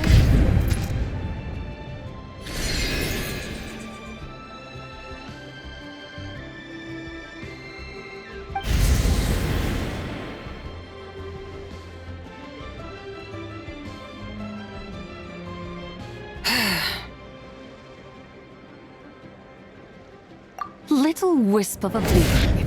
How are you able to see me? So what if I am? Leave at once! You, a mere mortal, whose own life hangs by a thread, would dare reach for the power of life and death? Unless you wish to be condemned to eternal damnation, you would do well to abandon this foolish endeavor. I shall speak on this no further. Don't come any closer.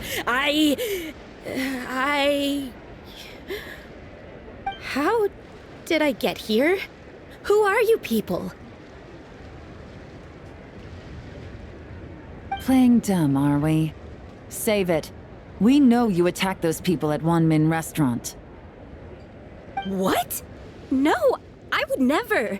You must be mistaking me for someone else. You don't remember. Of course not. How could I do such a thing? What about the photo you took near Chuang Terrace? What photo? What's going on? It's like she lost her memory or something. Well, this complicates things. I'll take her back for questioning and let you know what I find. Take her away. But I didn't do anything! I swear! That's weird. She seems so normal now, but she doesn't remember anything. This is just great.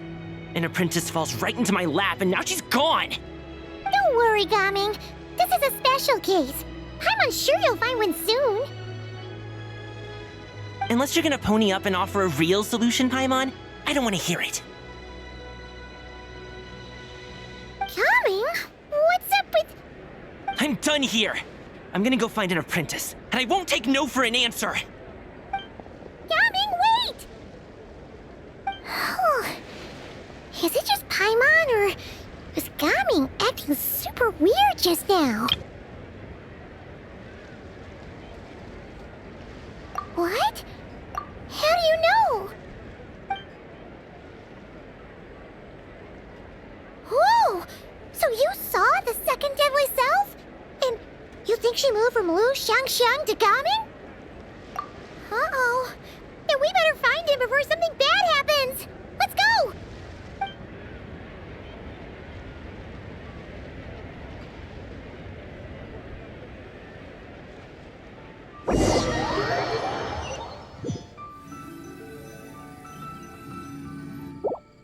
Alas, why must Cloud Retainer inflict such woe upon us, Mooncarver?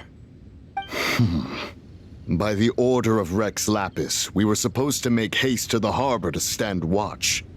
Yet we arrived late, for you, in your inscrutable wisdom, chose that very moment to tend the mint. It is no wonder Cloud Retainer banished us to the wilderness in anger. A pity only that I, blameless as I am, was made to share in the punishment. Blameless indeed. You speak as if it was not you who decided to plant all that mint in the first place. Yet now, in its wretched state, overrun by blight and vermin, you would turn away? Utterly heartless, I say. Were I truly that heartless, would I have rescued those seedlings from this desolate wasteland, granting them haven in your hallowed garden? Alas, if blame must be laid, let it fall upon Cloud Retainer for failing to recognize the virtue of our plight. Ah, at last a sentiment with which I can agree.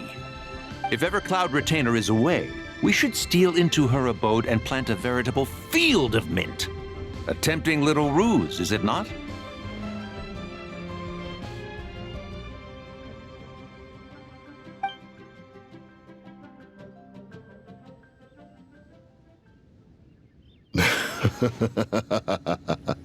Positively ingenious. Please stop chasing us. Just let us go. Get back here! If you keep running, I'll kill you! Please, we don't know anything about wushu dancing. Just leave us alone. What? You think I'm not good enough to teach you? Just agree to be my apprentices, and then we can talk. That child looks somewhat familiar. Ah, it appears to be the wushu dancer from Liyue Harbor. I have seen him perform on occasion. Come, let us take a closer look. Has trouble befallen you, young one? Perhaps we can offer aid. Oh, thank the gods! Please, sir, you have to help us. This guy's trying to force us to become his wushu dancing apprentices, and he won't take no for an answer! Oh, so it is you who require aid, not the other way around. Get out of the way, old man! This is between us. Preposterous! You dare to presume we are of a mature age? Listen here, brazen youth. Skilled you may be in the art of dance, yet your offstage demeanor leaves much to be desired. Hold on, Mountain Shaper. Something is amiss. Look closer. Huh. Indeed, he bears the mark of something unclean. It spells trouble. You there, depart at once. Hey! You drove off my recruits, old man! You'll just have to take their place, even if you're a bit on the decrepit side. Many years it has been since a being has dared speak to us in such a manner. Now let us see what evildoer has sought to use you as its puppet, young one.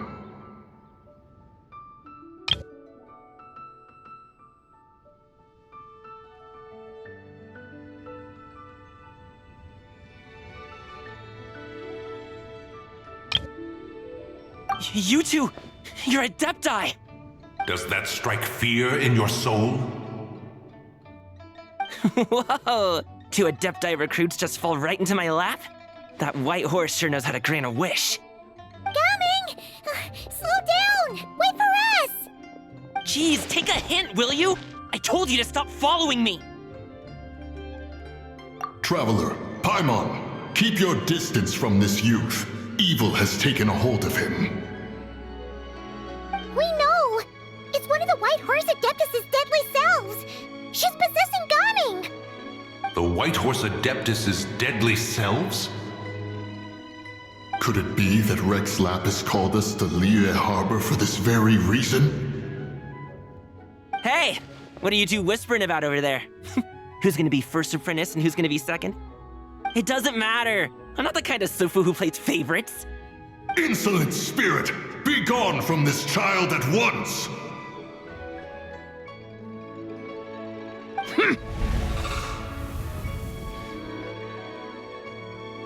Little mite of a mortal. Getting in my way again, I see. That is no concern of yours. No. Only by doing it myself will I find peace. Otherwise, rage will consume me. If I lose control, all will turn to dust. The curse of time. The memories this body holds. Come no closer. This is your final warning. Insolent spirit! Be gone from this child at once! Huh? Traveler and Paimon? And two Adepti? Where are we? Weren't we just making Xiao lanterns in the harbor? Gaming! You're back! Ah! The sun is most scorching. Agitation stirs within me. I require cooling mint to beat this heat. And speaking of, Cloud Retainer has scorned this verdant wonder long enough. It is time for her to feel its wrath. The wrath of mint! Mountain Shaper, where are you going? Oh no! Now Mountain Shaper's acting weird! You don't think it's spread to him, do you? Spread to him? Quickly now, explain to me what has been happening.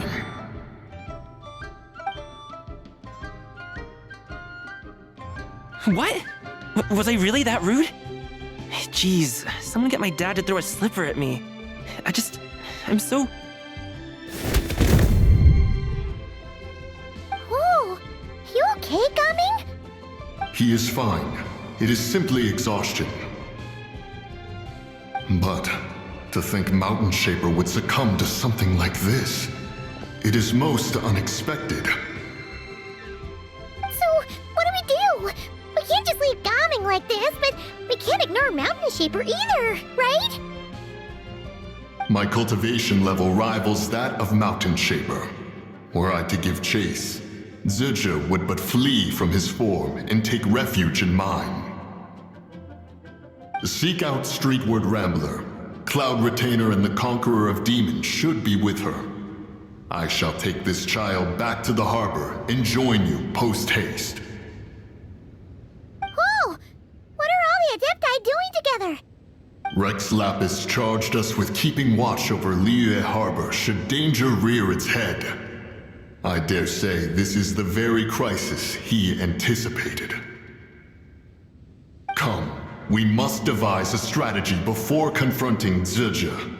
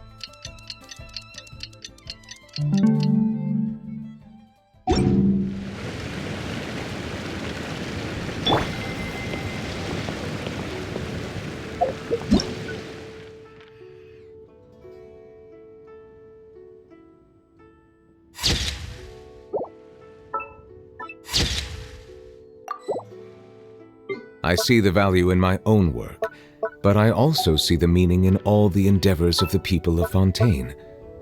I believe I will continue to take pride in fulfilling my duties.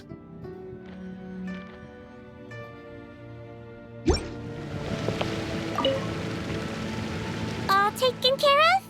Then let's take that picture now. Sure. Well then, as the professional photographer, what pose would you recommend?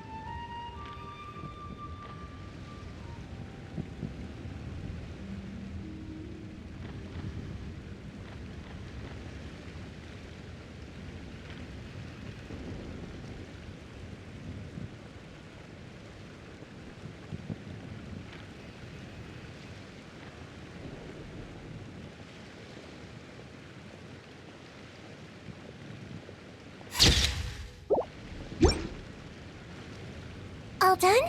May I look? My expression looks great! Oh, it really is a lovely photo. I'll keep it close and treasure it. Bye! Have a wonderful Lantern Rite!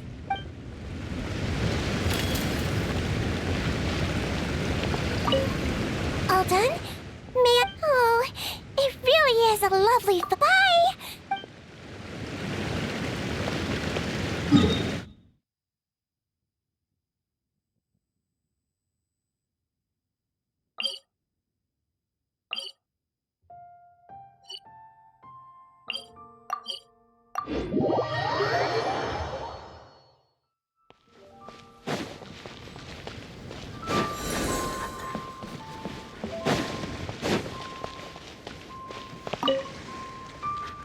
Liyue's got so much delicious food.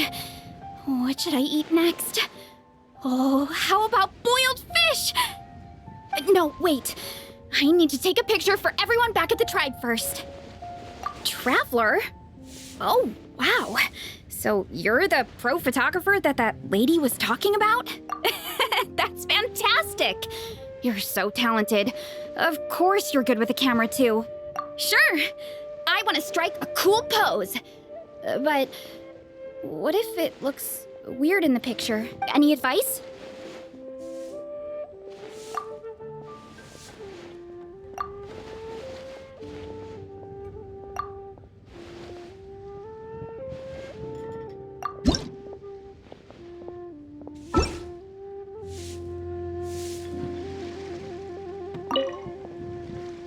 You're back.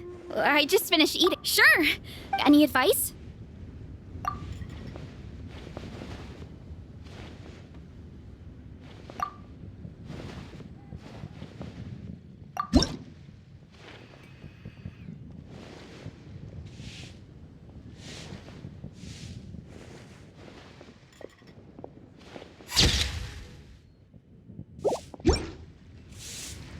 Done already?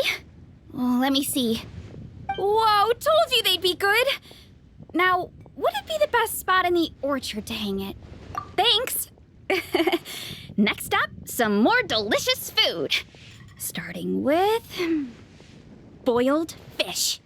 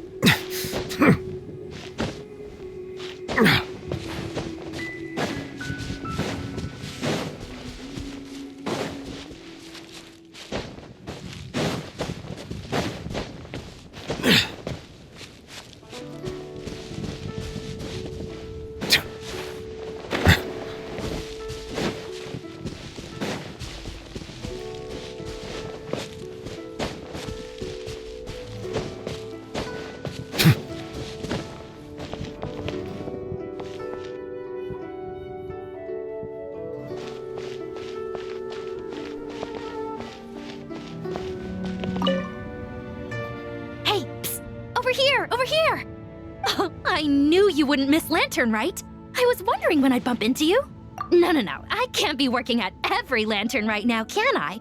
I really am here on vacation this time. Yup. Miss Pingshi said she'd find a professional photographer to take a good portrait photo. Hey, wait a sec. Don't tell me... Oh, it really is you! That's perfect then. Come on, take my photo. Let's see who's better behind the lens. So, ready to start? Alrighty. Can't take a picture without posing for the camera, though. Any suggestions, traveler?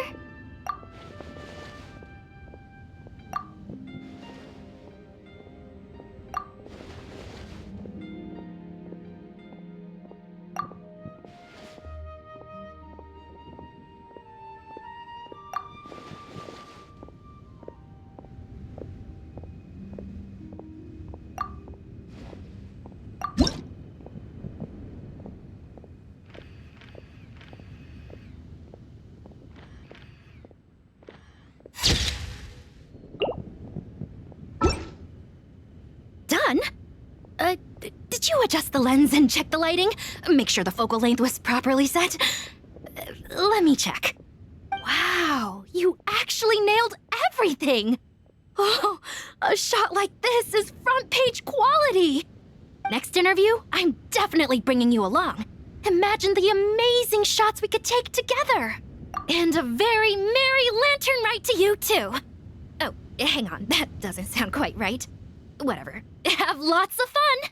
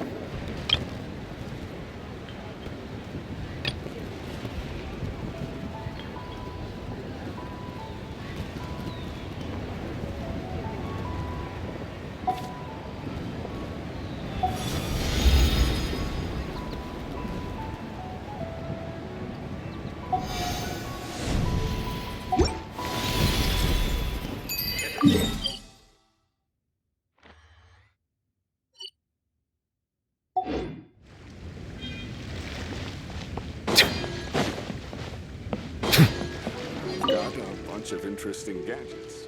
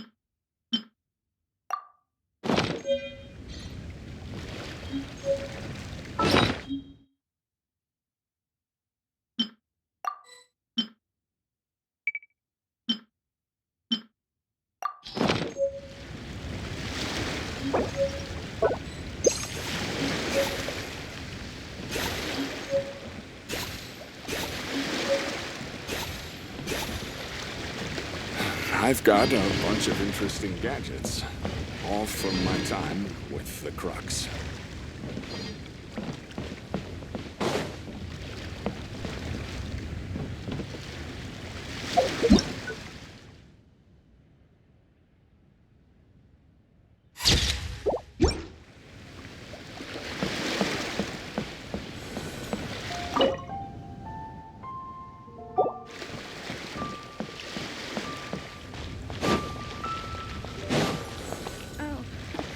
Welcome. Please take a seat.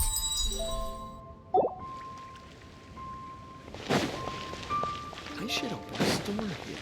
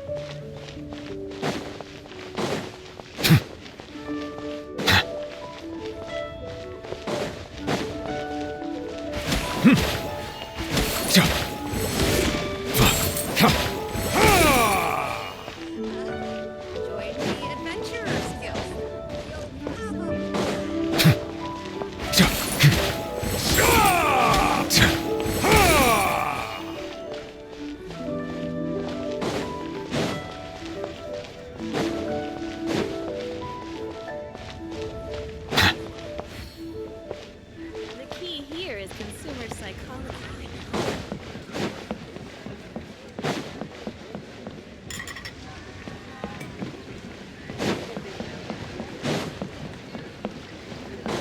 Finally, a seat with a view. Bang! And with that, Holy cuisine is inedible. Your cuisine is disgusting.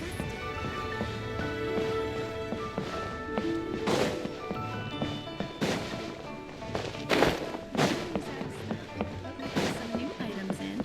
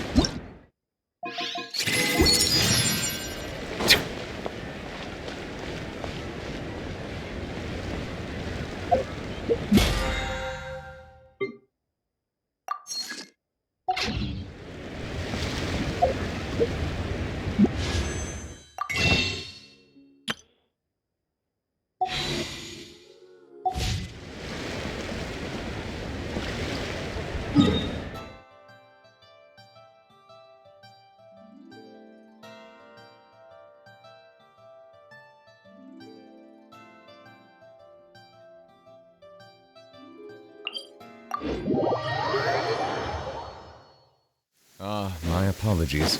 This heavy rain must be quite an inconvenience for you.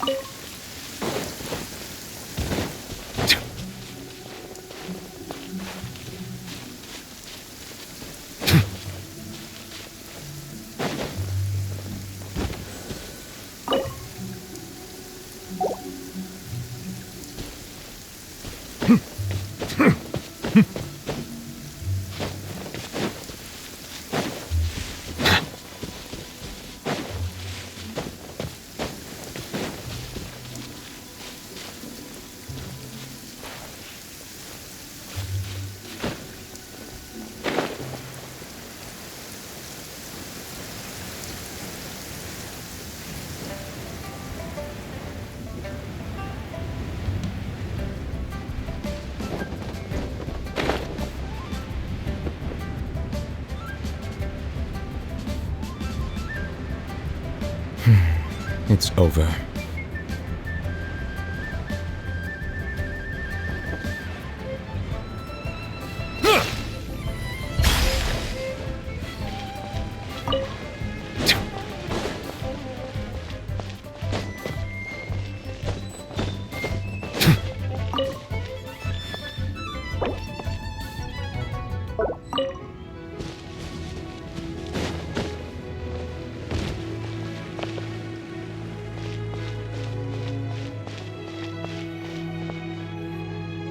The White Horse Adeptus? You mean the mysterious white mare that aided Rex Lapis during the Archon War? Even if it's not her, there must be some connection. She always avoided us back then, and I never knew why. Rex Lapis's recent trip seems to be related to this person as well. Xianyun! Madam Ping! Xiao! Great! You're all here! Ah, Traveler. It has been quite some time. Oh, happy Lantern Rite, Paimon. You're as lively as I remember. I trust things have been well. Sorry, Madam Ping. No time to catch up. Something terrible has happened. What is it? Has Mountain Shaper gotten himself into trouble? Mooncarver is here with you, but he is not.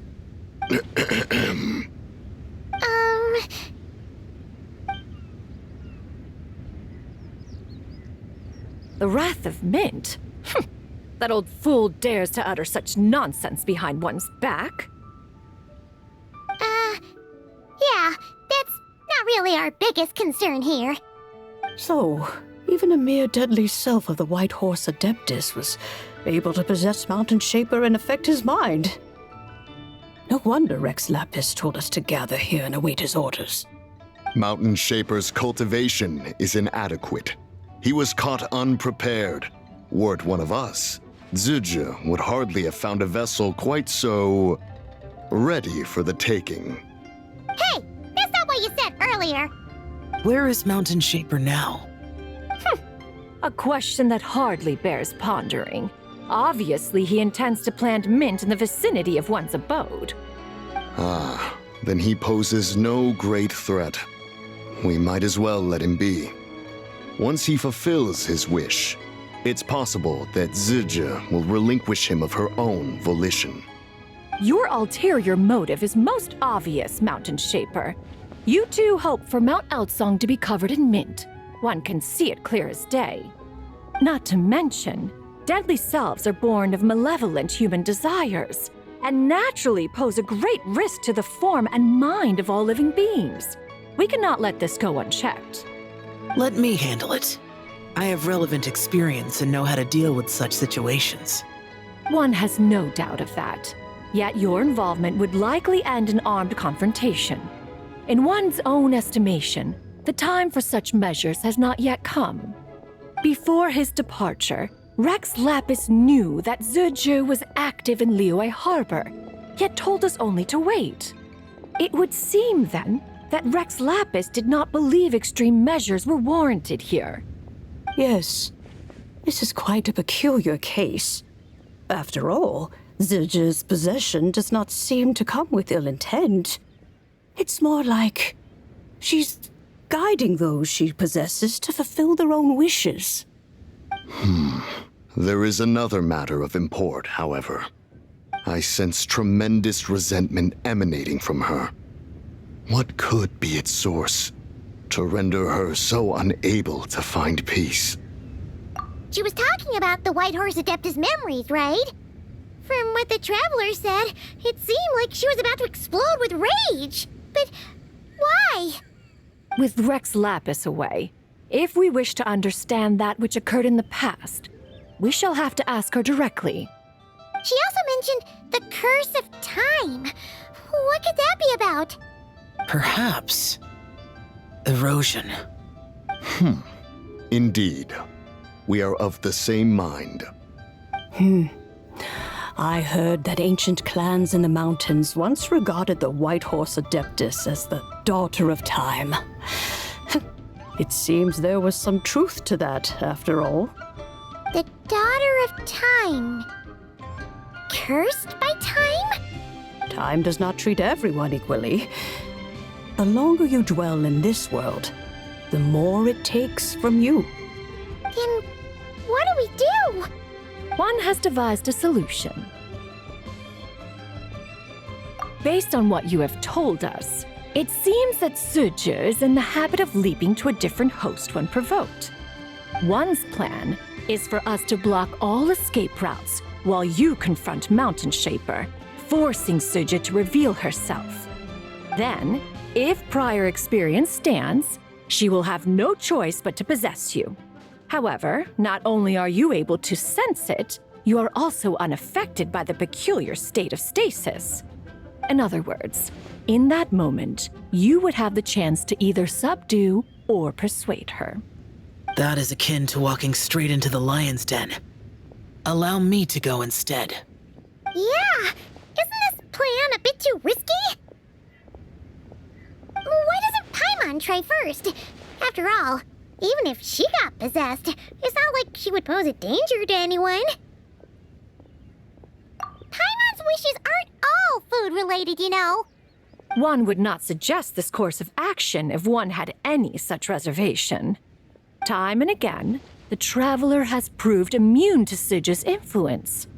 Consider for a moment why that might be. Oh yeah, that's what the First Deadly Self told you, right? Perhaps your time in Nodcry left you with the blessing of the newborn moon goddess, Traveler. And this White Horse Adeptus clearly has a profound connection to the moon. Indeed. Indeed. I see. Have you other concerns, Conqueror of Demons? I was just trying to fathom why Rex Lapis left without explaining the situation in detail. But now I think I understand. Rex Lapis entrusted this matter to the Traveler, which means in his estimation, the Traveler must be the key to its resolution. So I have no other concern. I trust Rex Lapis, and I trust you. Then we are all in agreement on proceeding with this plan? Very well. We should depart at once, lest we lose our chance. Let us see whether that old fool truly dares to face one's abode with Mint.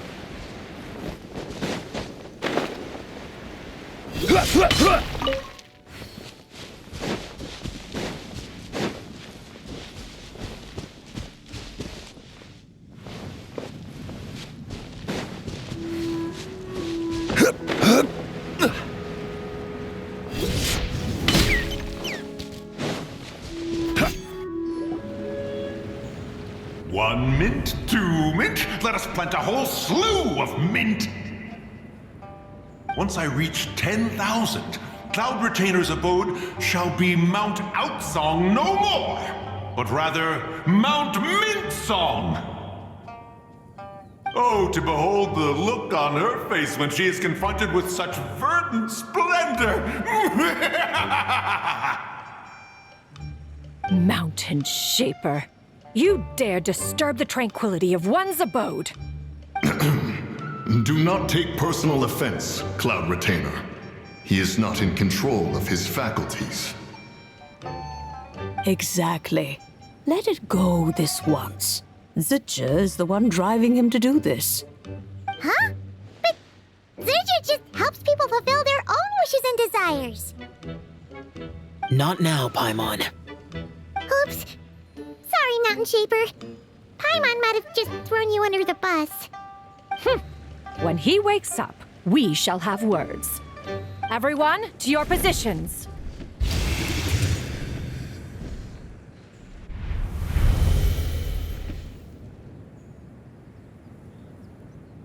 Be careful.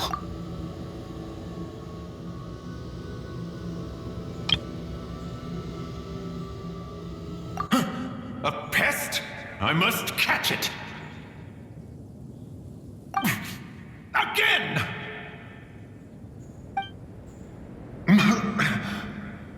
Oh, young one, it is you. Don't tell me. Cloud Retainer sent you? Ha! Such brazen insolence. Such presumption. Such boundless avarice. That wretched adept's impudence knows no end.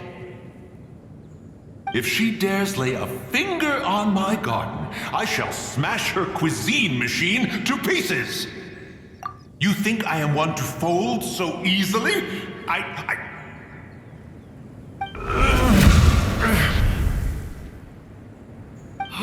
Insolent mortal! Time and again, you interfere in that which is beyond you.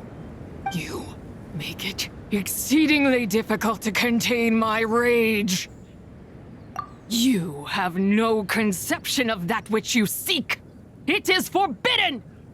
You know nothing of my past. My warning was given. The cost entwined with this is beyond what you can bear. Stubborn mortal! You... Very well. If death is what you seek, who am I not to oblige? Come, let us see the extent of your resolve. Your wish is to behold the curse of time and the memories of this form? Then, let it be granted.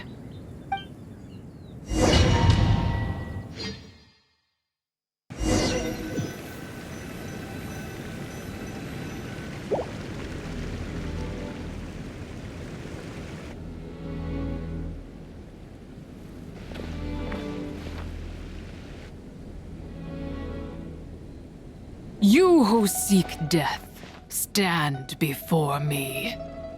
My prison. I was merely a trace of impure energy within Zapai's immortal body. When her soul was shattered, it should have been the end of me. But then, The one who governs time descended from on high and froze the moment of her death. And so, I remain in this world, unable to find release. A mortal who knows of her existence and would dare to speak her name. Who are you?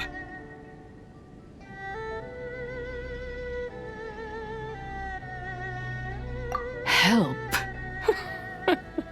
No, there is nothing we can do for each other. Her power, the one who governs time, it has surrounded me ever since. A blessing and a prison, all at once.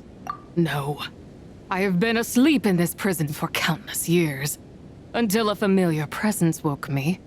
Then, through that mortal girl's eyes, I saw it. As pure and bright as ever, unchanged across the millennia. It was the moon.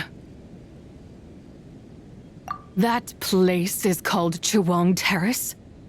Did later generations rebuild the altar in a new location? It looks just like the one used to honor Tsupai. Could it be that traces of what happened back then still remain in this world? That memory is embedded deep within the essence of Tsubai's soul. It is one that should have been forgotten. Yet, it is precisely that which haunts my every waking moment, fuels my rage, and denies me a modicum of peace. Now you, a mere mortal, come to seek that which is forbidden. So, let us see whether the fire that fuels your ambition is a hero's wisdom or a fool's courage.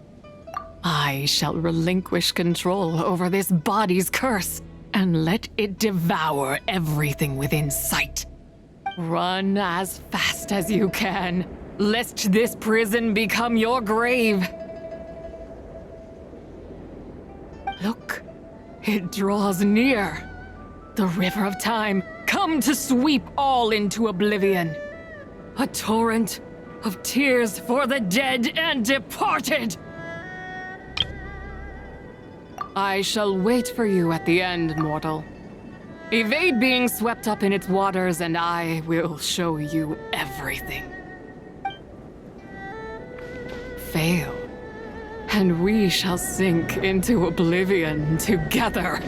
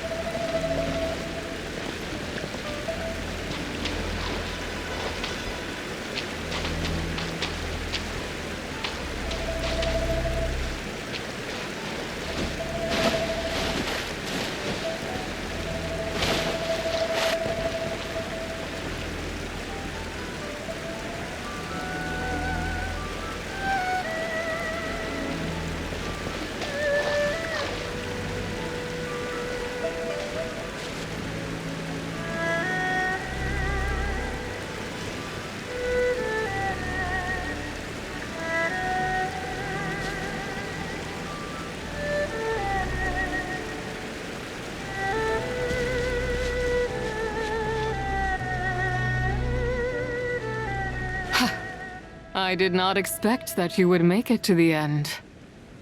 Yes, it would seem even time cannot hold you back. In that case, perhaps this truth is one you can bear. Come, let your wish be granted.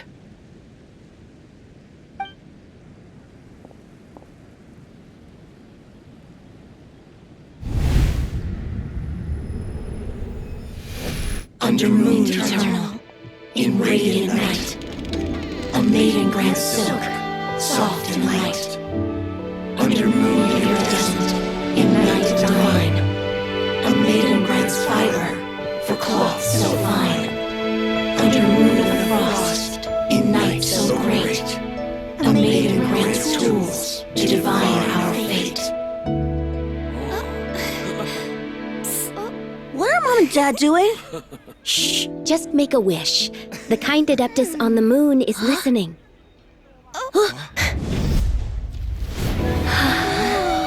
Look, it's Lady Tsabai. Wow, Lady Tsabai? Is she powerful? Of course. She taught us how to grow grain and beans, millet and rice, how to peel hemp and reel silk, spin thread and weave cloth, how to cut stone and build houses, cast bronze and forge tools. According to Mom and Dad, the Adeptus Tsabai is the god of soil and grain, who blesses our land and its crops. Huh? Lady Tsabai's leaving. It's all right. We just have to wait till next year. She'll be back.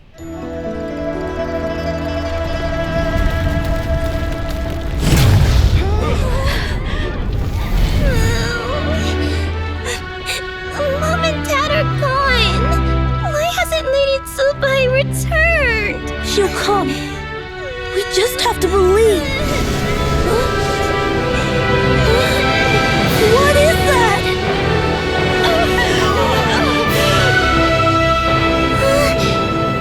Lady Tsabai abandoned us. All places tainted by the abyss need to be purified. That includes Long Gone. And what of its people? You know what will happen. You are but an emissary to the mortal realm. This is Heaven's will. There is no need for guilt, and no place for hope. I wouldn't dare. But the people of Langan honor me, worship me, pray to me. If I do not answer, the guilt will be too much to bear. And if you do, you will meet the same end. Then as their god, I shall die among them.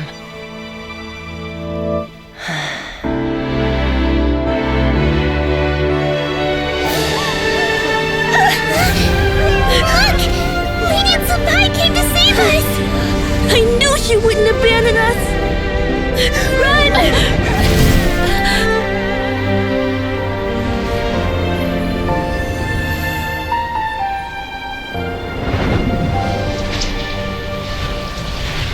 You have done enough.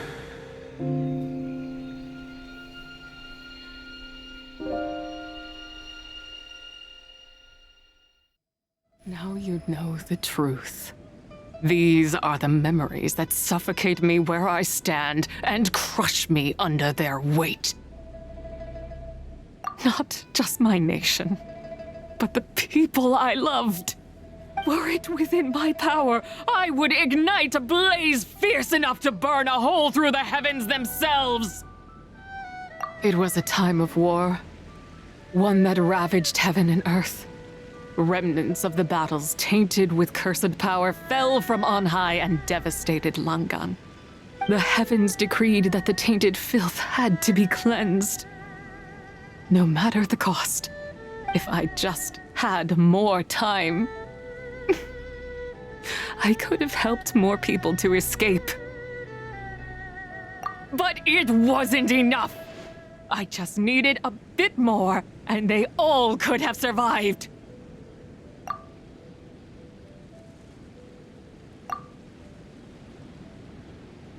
I never imagined there would come a day where I found peace. So long this rage has been within me. Yet here in this moment, it has stilled at last. Thank you. If you wish to bring Tsubai back to life, mortal, then you may take the part of her soul that lives in me. Just remember, from this moment onward, the fate of Langan's Fallen rests on your shoulders, and that cannot now be changed. As I said before, I am but a remnant of Tsubai's adeptal form, a manifestation of her wrath that was not meant to linger in this world. By taking away this fragment of her soul, you take away my shackles as well.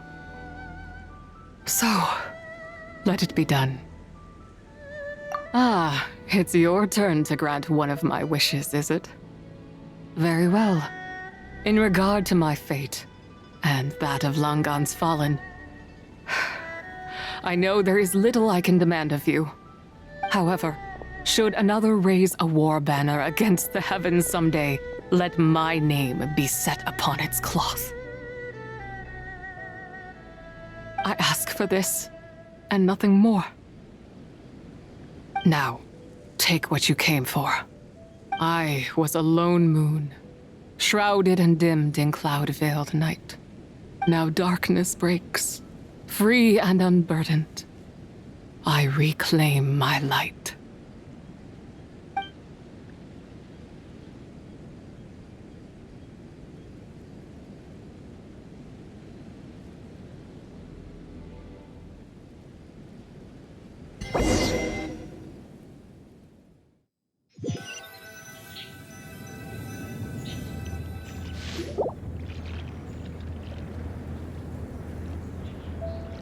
You think I am one to fold so easily? Ah, young one. What brings you here? My, what exquisite mint seedlings. Was it you who planted them? I had not taken you for one so versed in the horticultural arts. I must insist that you visit Mount Hulao. There is much we could learn from one another. Ah, but this is Cloud Retainer's abode. She does not appreciate the verdant wonder that is mint. We should leave at once. If she sees us here, there is little I can do to protect you. You weren't? Was it Mooncarver then? My, what nerve he has. What? Looks like Mountain Shaper is back to normal. Has the matter with Zizhi been resolved then? Wow, that was fast. That took, what, like, a second? A second to us, perhaps. But for the Traveler, I imagine it felt much longer than that. One's plan was most successful then. And you're all right, Traveler. You don't feel strange in any way? Well, sounds like good news all around. I'm glad this matter is resolved. What is this matter you speak of? The possession of that mortal child? The matter of Zizhi may have been resolved, but there is another that is far from over. The mint you planted around my abode. Perhaps you have a moment to spare for a little chat, Mountain Shaper.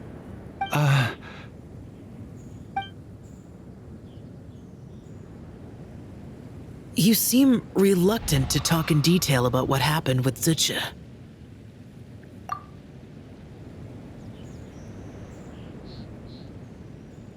Don't worry. I won't ask you to reveal her secrets to me. And I doubt the other Adepti will either. Huh? You don't want to know what happened? The expression on your face. I know it well, Traveler. It's one I've seen Rex Lapis wear on many occasions. Whatever you learned, it must be too heavy to share.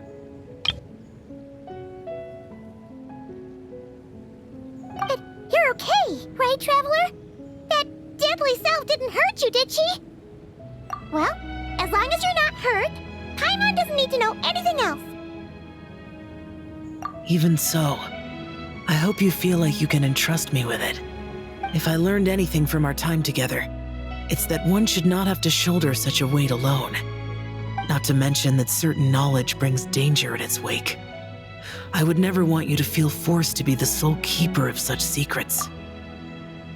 Yeah, kinda like how one person can't finish a whole slime, you know? Better to grab a bunch of friends and eat it all together.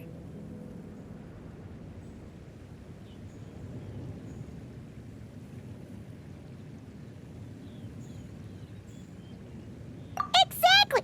Wait, no! Paimon's just saying we've got loads of friends who'll be more than willing to lend an ear.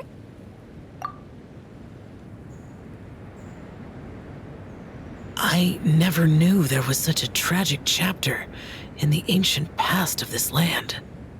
So, the people of that nation worship the White Horse Adeptus as the god of soil and grain. It would seem, then, that Rex Lapis had a similar reason for withholding the details of his recent trip. I've often wondered if he had companions to stand by him before we met, or if he was forced to face things alone. Regardless, Lantern Rite takes place in 2 days. Let's meet back up again there. If there's no news of Rex Lapis by then, we'll have to come up with a plan. Fingers crossed it all goes well.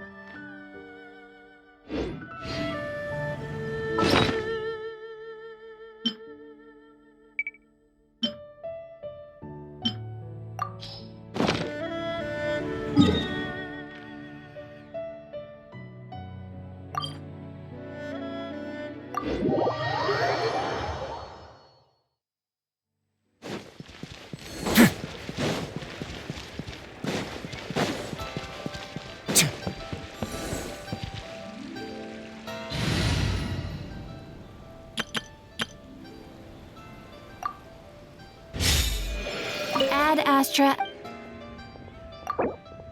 Thank you for Ad Astra.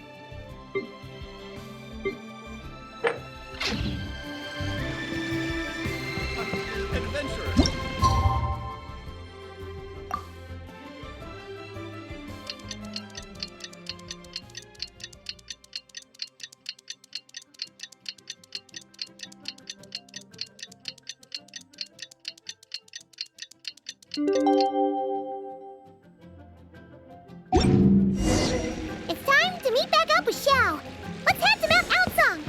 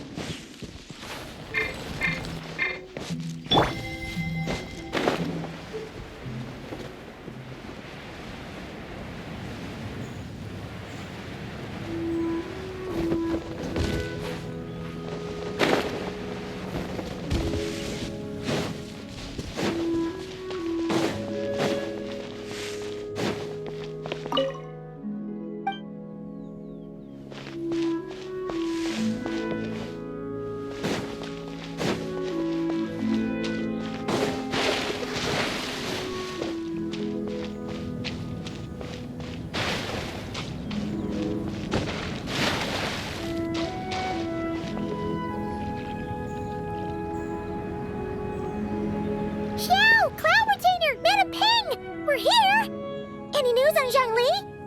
Wait, are we missing 2 Adepti? Well, Shenyun banned Mountain Shaper from Mount Outsong for 3 days. Oh, then what about Mooncarver? The scheme to plant mint in one's abode was one those 2 fools devised together? And when it comes to punishment, one does not discriminate. His banishment ends in 3 days as well. Wow, that's pretty harsh, Cloud Retainer. Let's get down to business. We have news of Rex Lapis. Huh? Isn't that... Yes, Rex Lapis's geopillar. It descended from on high this morning. He must have sent it for a reason, but it does not respond to our touch. So, what does it mean? Is he in trouble? Not necessarily. It could be a message only a specific person is meant to receive. Traveler, you alone spoke to Rex Lapis before he left. Oh, so it must be for the Traveler. Give it a try.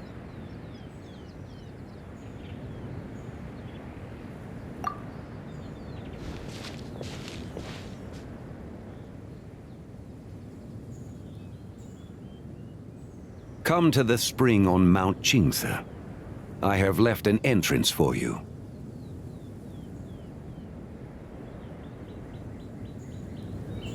Well?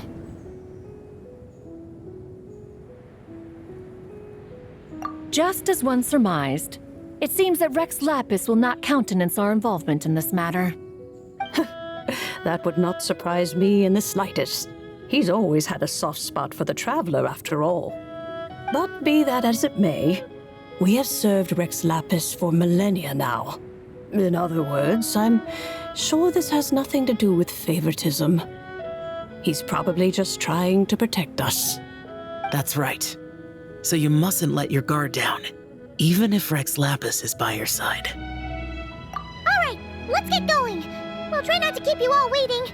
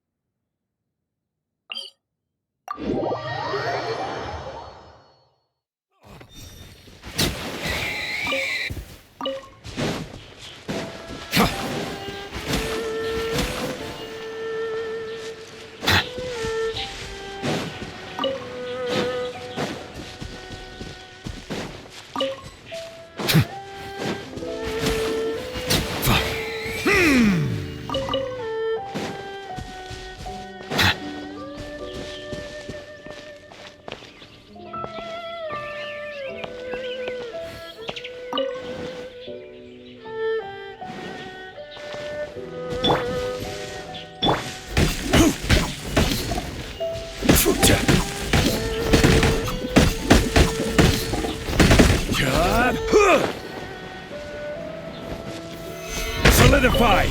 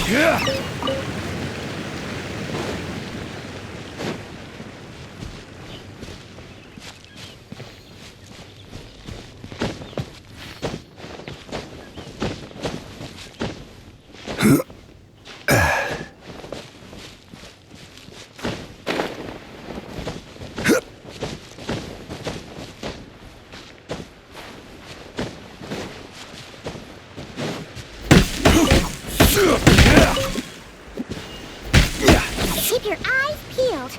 It should be around here somewhere.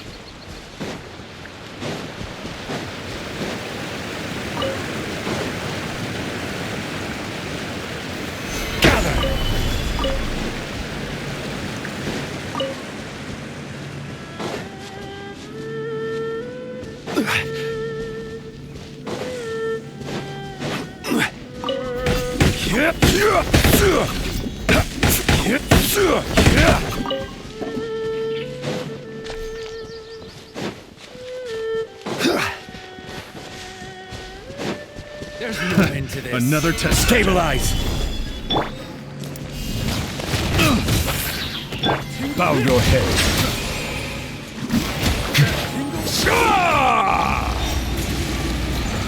You're open, Ted.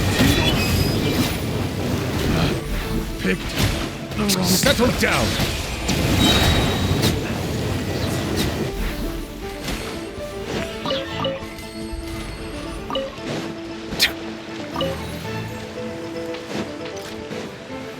Bow your head. The hunter becomes the hunted.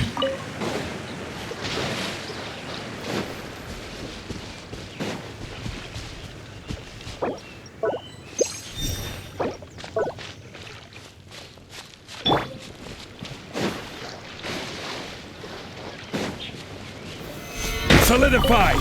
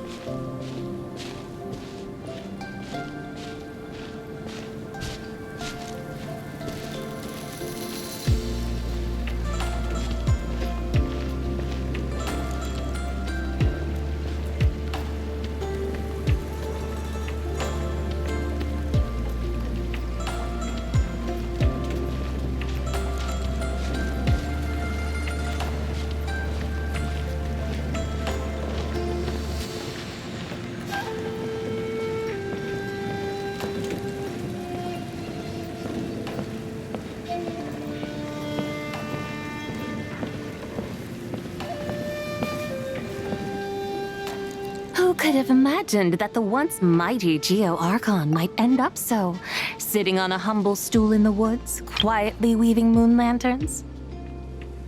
You really do look like an old man now. This is a Shao lantern, not a moon lantern.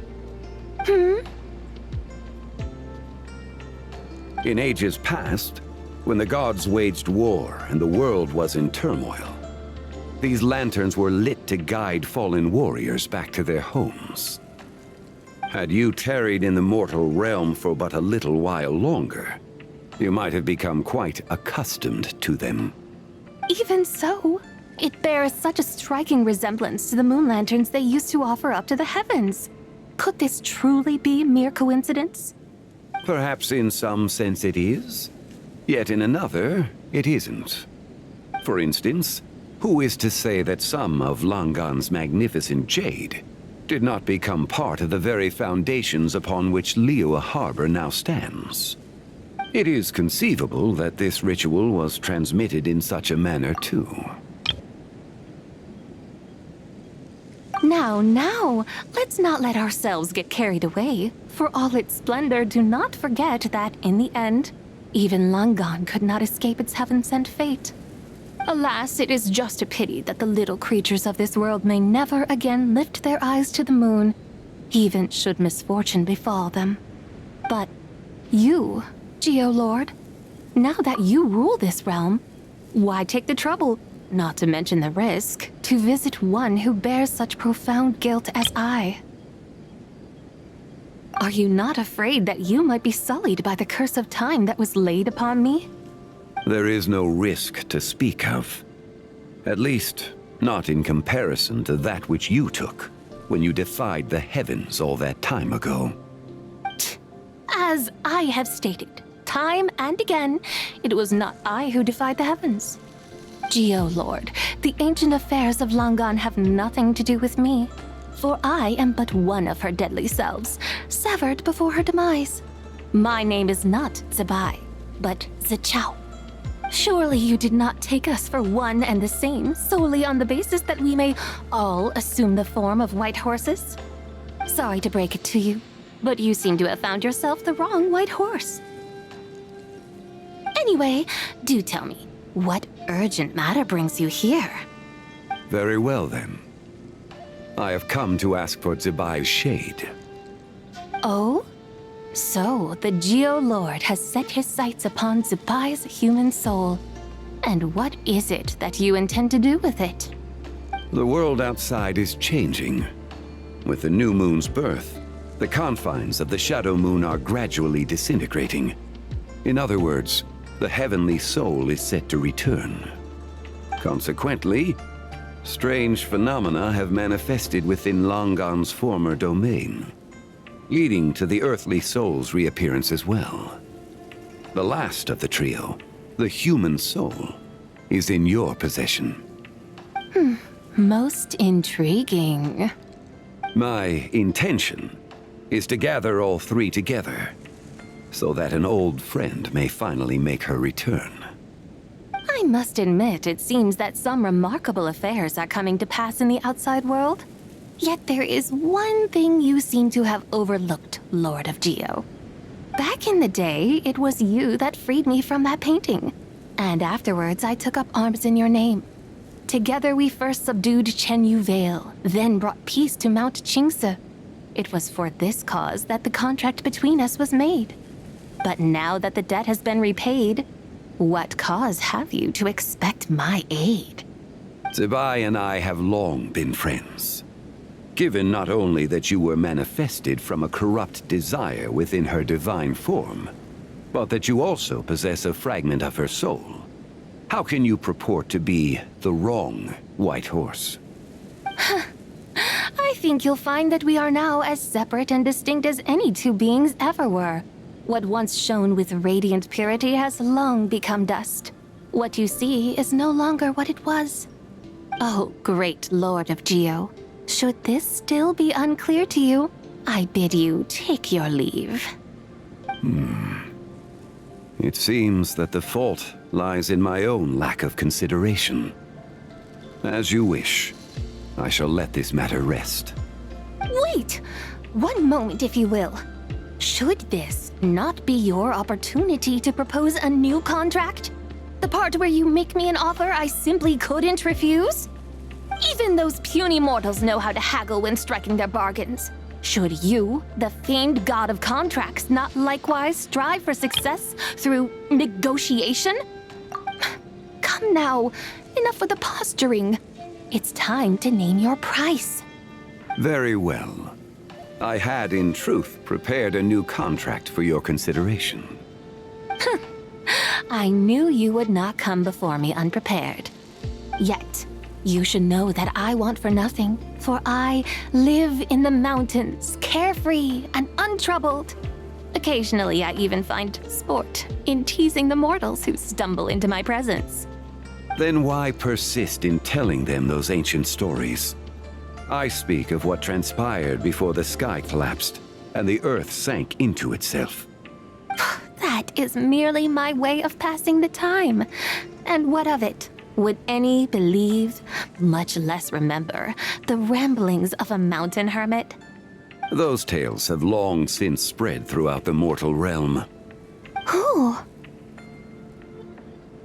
Should my words prove insufficient, I invite you to see the world for yourself. To this end, I have found you a pair of trusty guides. The Lantern Rite is presently underway in Liyue, and should prove quite intriguing for you. So this, then, is the contract you have prepared for me? Indeed it is. Think of it as a contract for a one-day festive excursion. Surely you do not hope to offer this in exchange for Tsubai's shade. The foundation of my very existence for a little excursion seems a little steep, wouldn't you say? Why not see for yourself? You can always decide afterwards. The final determination, of course, shall rest with you. Is that so? Then perhaps this deal might not be entirely off the table after all. Where then are these guides of which you speak? Hey, it's Zhongli! Oh, we've been looking for you everywhere. We thought you might have gone missing. You're here. So these are my guides. Well, well. They certainly look the part, I'll give you that. Guides? Oh, you poor innocent little creatures. The benevolent Lord of Geo has soaked you to me, which means that for the rest of this day, you belong to me. Sold us to you? Just what have you gotten us into, Zhongli? The situation is not quite as dire as that would sound. I ask only that you accompany my Adeptus friend on a tour of Liyue. I would suspect that depends on how well you entertain me. Entertain you? Let us start with this Liyue harbor of which I have heard so much.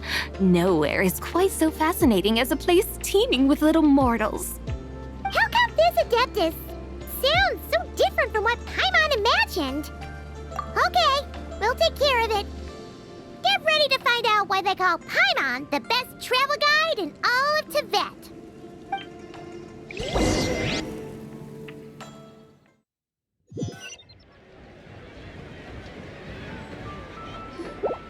Look!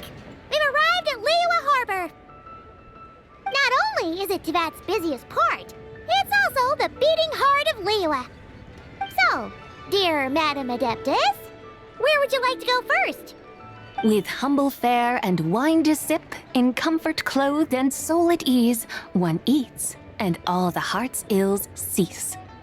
So we're heading straight for the good stuff? Well, you're in luck, because Paimon's an expert when it comes to food. There are two main cooking styles in Liyue. Li cuisine, which is all about mountain delicacies, and Yue cuisine, which is centered on seafood. The most famous restaurants are Liuli Pavilion and Shinyue Kiosk.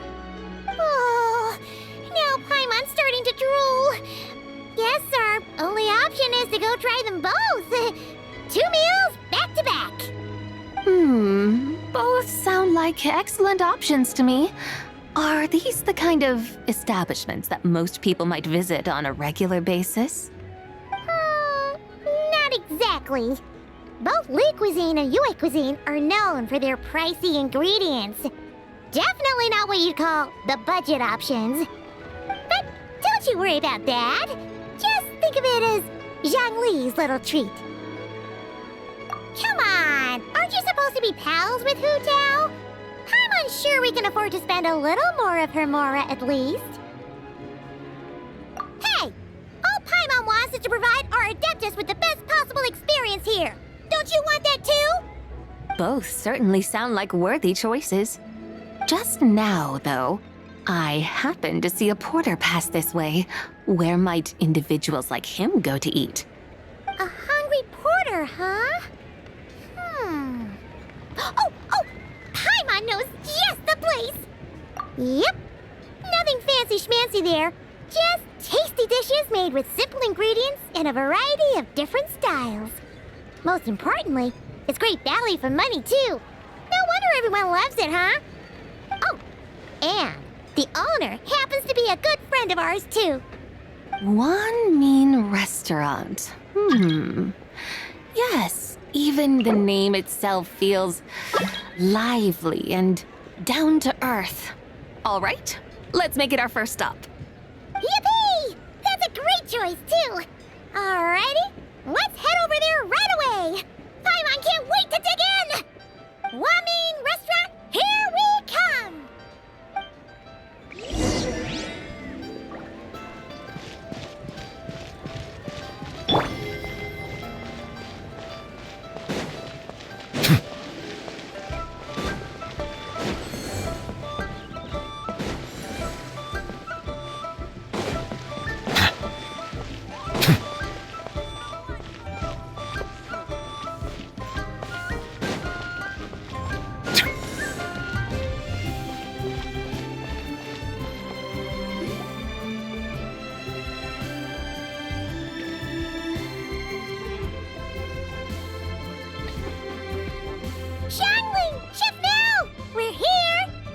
Oh, hello there. What a surprise to see you two. Welcome, welcome. Hey there, Traveler and Paimon. We're a little busy today, so grab a table while you still can. But I don't think I've met this lady before. Is she a new friend? You could say that. Oh, I see.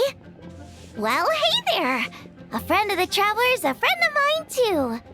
Don't worry, we'll take good care of you. Just order whatever you want, it's on the house. By the way, I'm Zhangling. I cook here at Wanmin Restaurant. What's your name? Miss Xiangling, have you ever heard of the White Horse Adeptus? Of course. What about her? I am her, and she is me. Huh? You mean you're an Adeptus? Oh, you young'uns crack me up. Come on, Xiangling. You've got to keep up with the times. Haven't you heard of cosplay? It's like a role-playing game where you dress up as famous characters and pretend to be them. Seriously, it's all the rage, and it looks like this young lady is quite the expert. Your friends sure keep their fingers on the pulse, huh, Traveler? Wow, Dad. Didn't know you were so tuned in. But how come I haven't heard about it? You gotta listen to our customers. Didn't I tell you to spend less time chasing after wild vegetables and more time making friends? You're even more out of touch than I am. Hey, I like making friends too. Isn't that what I'm doing right now? Anyway, even if it is just a costume, is it alright if I still call you White Horse Adeptus? Of course it's all right, because that's exactly who I am.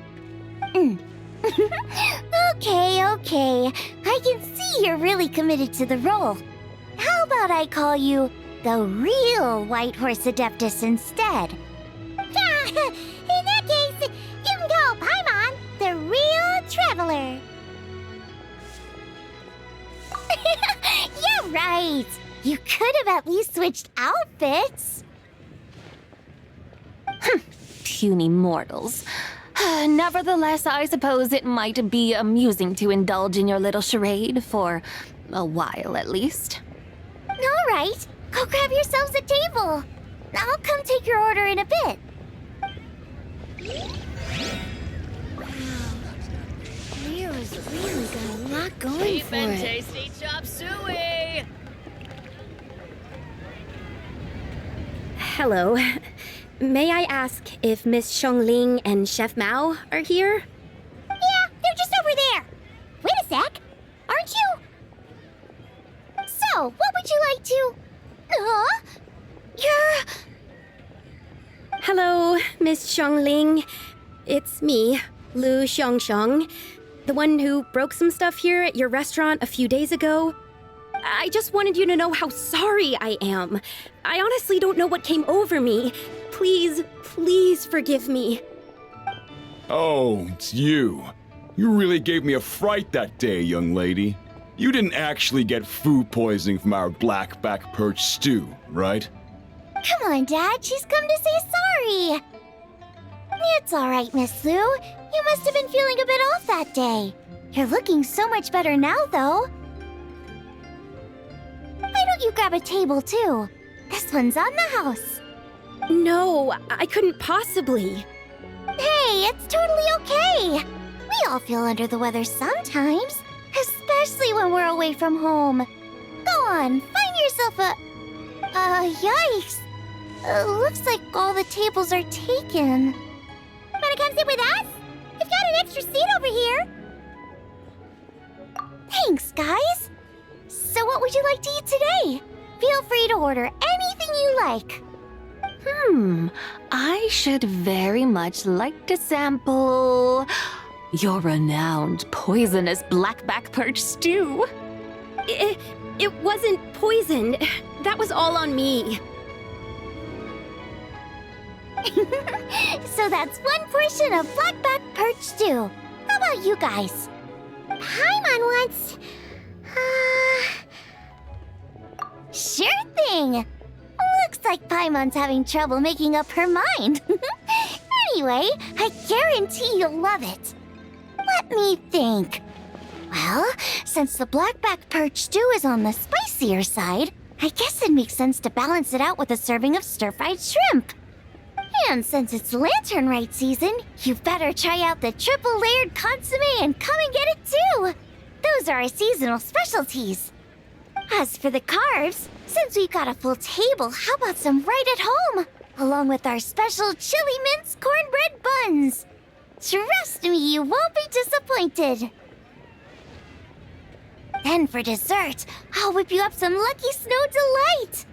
I just came up with it a few days ago, and I can't wait for you to try it. Wow! Sounds like quite the feast. Looks like Paimon's in luck today. Am I the only one who thinks that's way too much? Not at all. Don't worry, I know what I'm doing. And to top it all off, our star dish, Adeptus Temptation. You should know that we don't often serve this here at Wanmin Restaurant. But since this is my first time cooking for the White Horse Adeptus, I'm pulling out all the stops. Okie dokie, just sit back and relax. I'll have your dishes out in no time.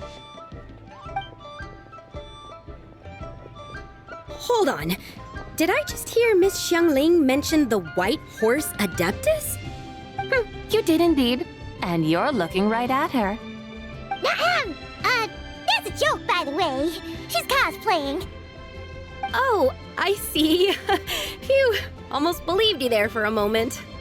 Tell me, little one, what business might you have with the White Horse Adeptus? It's a long story. Basically, a while back, I took part in an archaeological dig over at the chasm. While we were there, we discovered a number of relics. Our findings show that they date back to the era of Long Gone, an ancient nation whose people are said to have been the ancestors of some of the modern-day inhabitants of Chenyu Vale. And why might such matters concern the White Horse Adeptus? Because some of those relics not only seem to contain textual references to her, but even depictions of what she looked like. There have long been legends claiming that the White Horse Adeptus was a deity of that era, but there are plenty of other theories out there too. If I could just locate some more detailed records, I'm sure we'd be able to find out so much more. So you're into history?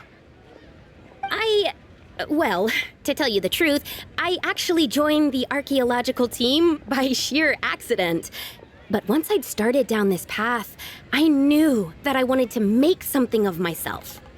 Recently, though, things seem to have taken a turn for the worse.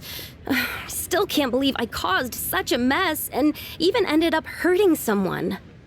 Oh, so you're considering becoming a martial artist now instead? No, I mean, they weren't seriously hurt.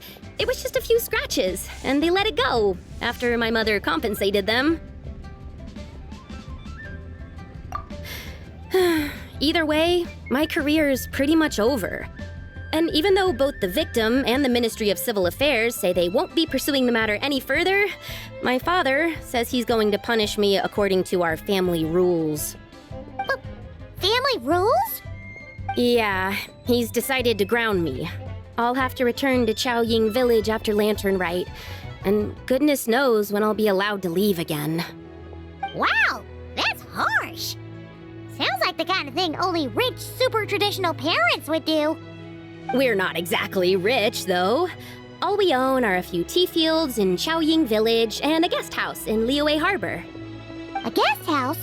It isn't Baiju Guest House by any chance?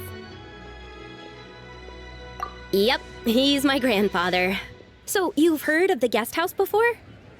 Small world, huh? Come to think of it, didn't Boss Lu mention something about hoping that the White Horse Adeptus would show up and let her divine power be known? Sure, but Paimon's guessing this wasn't exactly what he had in mind. Little one, it sounds to me that your family is rather well off after all. What then drew you to archaeology? Why subject yourself to such unnecessary hardships? Even if I stayed at home, there's no guarantee I'd lead a nice, easy life. Just look at my father.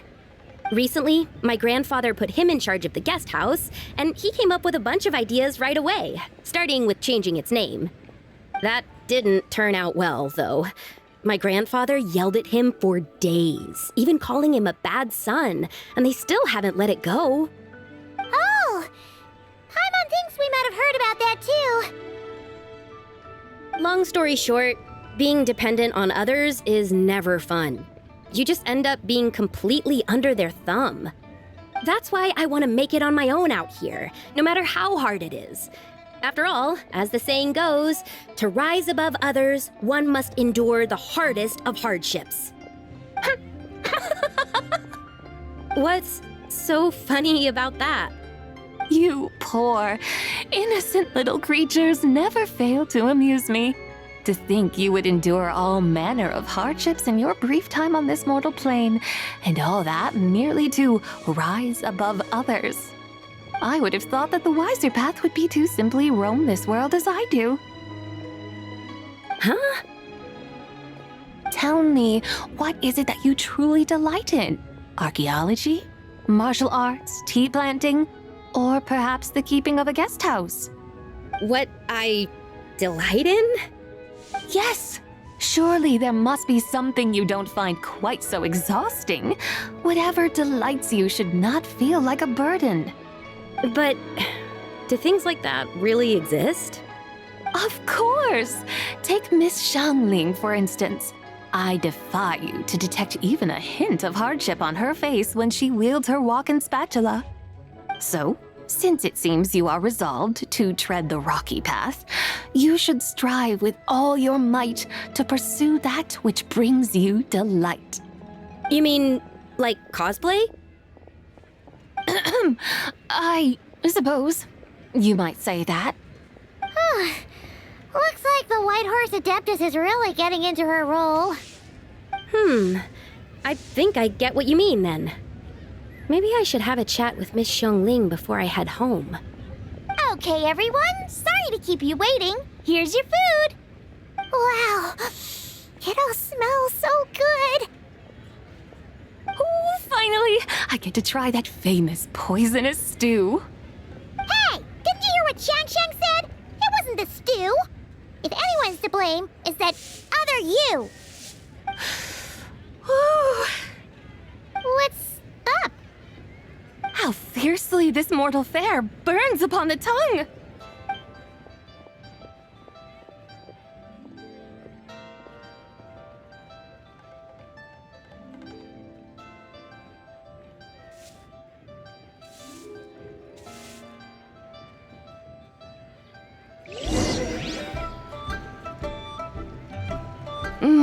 Most satisfying as poisonous stews go. So, where to now? Time, I think, to seek out some diversion? Oh, there's plenty of entertainment options in Liyue. Paimon will tell you that. The locals like to drink tea, walk their pets, play chess, watch operas, attend storytelling performances. Storytelling performances? You know, like listening to people telling stories. They're usually based on old Liyue legends, just like their operas. Stuff like The Divine Damsel of Devastation, Through the Eyes of a Dragon, or The Sanctification of Tao Do. What about the story of the bright moon that sits in the sky above us? Paimon doesn't think she's heard that one. Still, the moon does come up quite a lot. It's even in the name itself. The Yue in Liyue actually means moon. Since we're on the subject, you like telling stories yourself, right? Why don't we go check it out? In that case, I'll have to trouble the two of you to lead the way. Awesome! Let's go! Third round knockout, here we come!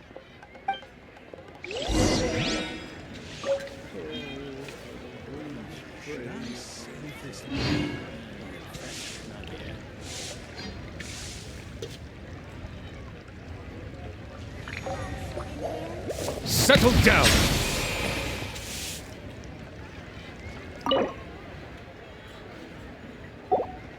That's not being honest, that's just plain stupid.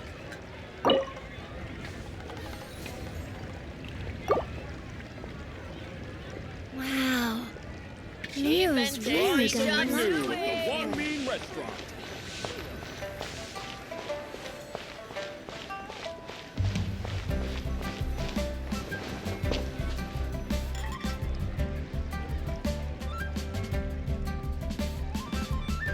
What a tongue twister!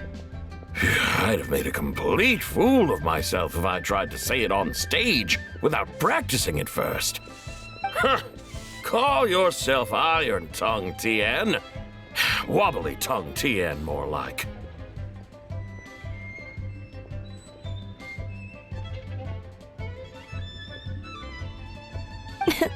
I used to have that problem a lot. But if you just take your time to grasp the meaning and commit it to memory, you'll be able to say it smoothly in no time. You're right, Miss Yoon. I'll give it another try. Hey, Yunjin! Fancy seeing you here! What are you two talking about? Ah, Traveler and Paimon, we meet again. And who, may I ask, is this? You may call me the White Horse Adeptus. The White Horse Adeptus? She's not really an Adeptus. I see. Well, it certainly looks like a lot of fun. Oh, funny you mention it. This type of thing is actually something I'm quite familiar with. Once, to perform Through the Eyes of a Dragon, I decided to imagine that I was Rex Lapis himself. It was the only way to truly inhabit his mindset and understand his resolve to quell those demons. Sounds like you just wanted an excuse to feel all big and powerful. Hey, that's... You just don't understand how inspiration works. You're one to talk. Paimon's traveled all over with the Traveler, and she's seen things that would make your jaw drop. All right, then. Since you claim to be so knowledgeable, why don't you prove it by reciting an ancient poem?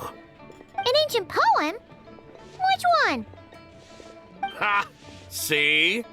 You mean to tell me you've never even heard of the ancient poem called An Ancient Poem? What kind of a title is that? Quit teasing, Paimon. We only just found out about that ourselves. He's talking about the writing on those ancient relics.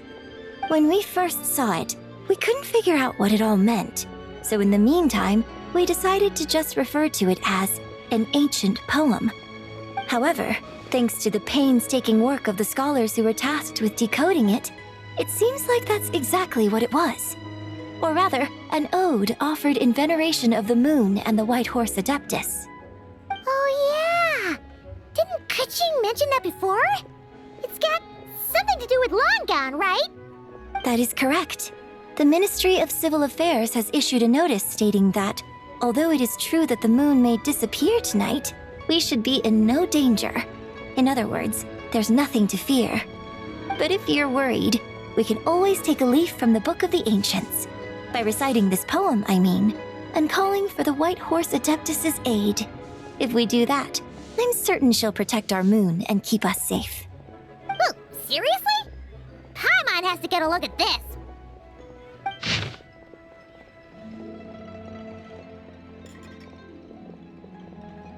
Under moon eternal, in radiant night, a maiden grants silk, soft and light? What in Tibet's that supposed to mean?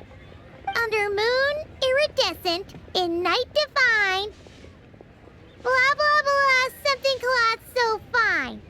Something about fields being plowed, something else about seeds being sown from the earth. Seriously? What is this? The fields are plowed, the seeds are sown, and from the earth, life is grown. Whoa!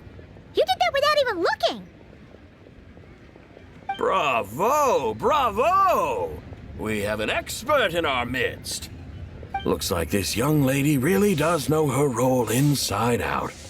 If I didn't know any better, I'd have taken her for the real deal. That's because I am the real deal. That's the spirit. This is exactly the kind of mindset I was talking about. Behold, mortals, I am none other than the indomitable Rex Lapis himself.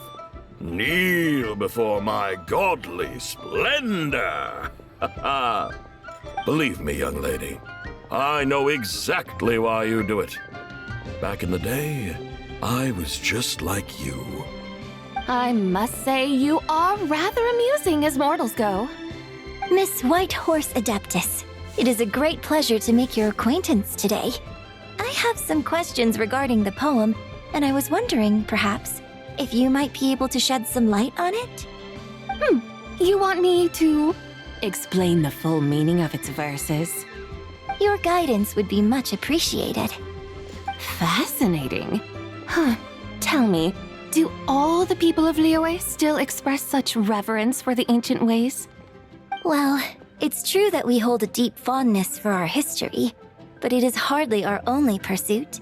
One of my good friends, for instance, is even more devoted to the modern Fontanian art of rock and roll. Exactly! And don't forget, great practitioners of the role-playing arts walk among us too. People like me and you, young lady. Yes. So rather than placing too much emphasis on our reverence for the ancient ways, it might be better to say that here in Liyue, 100 passions bloom, each with a voice of its own. I see. Then, I suppose it wouldn't do any harm for me to enlighten you. In truth, it is but a simple poem of blessings. Its meaning is this. As the eternal moon rises in the night sky, a maiden adorned with lustrous jade descends upon the earth. She blesses the kudzu vines and mulberry leaves so that they may be used to make coarse cloth that is nevertheless soft, light, and comfortable to wear. As the iridescent moon rises in the night sky, a maiden adorned with lustrous jade descends upon the earth. She blesses the kudzu vines and hemp so that they may be used to make fine, luxurious cloth. As the frost moon rises in the night sky, a maiden adorned with lustrous jade descends upon the earth. She blesses the mugwort and artemisia so that they may be perfect for divination. So she really did come down from the moon? She shows the people how to use the plow and spade to purge the land of weeds, till the soil, and heap up the earth to make it fertile. Then with the hoe, she teaches them to sow their grain, bestowing the promise of life upon every seed. She blesses the millet and the beans, ensuring that their stalks and vines stretch forth without end.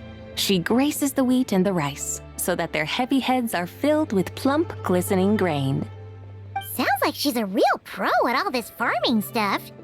The fruits of the field are harvested and brewed into sacred wine for honored guests. This we reverently present to the divine maiden, with every ceremonial step flawlessly observed, so that she may witness the depth of our piety and respect.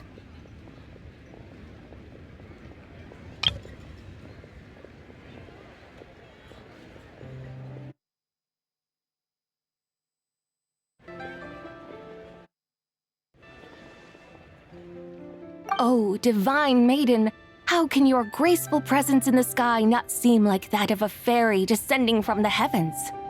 Oh, divine maiden, how does your pure and radiant form not resemble the guardian spirit of our land?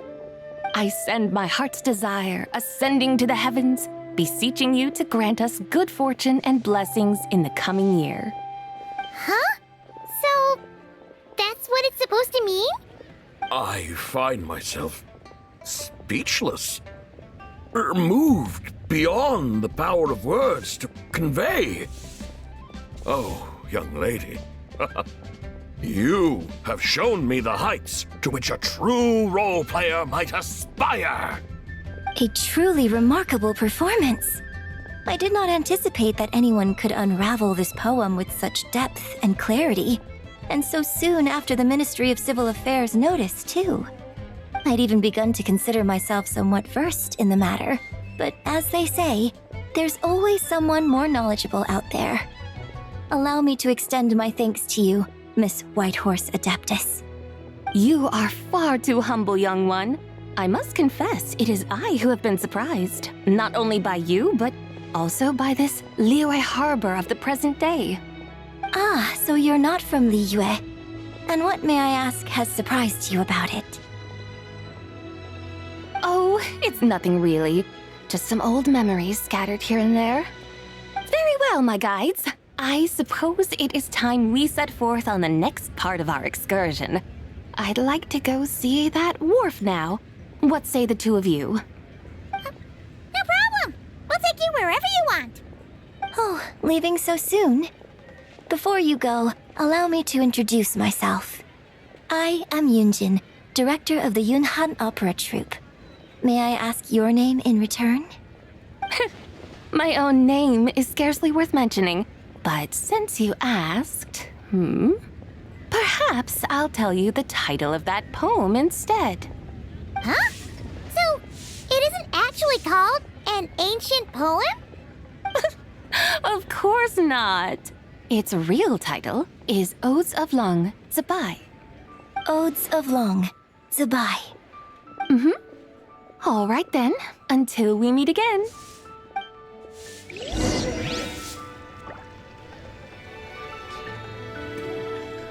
Bow your head.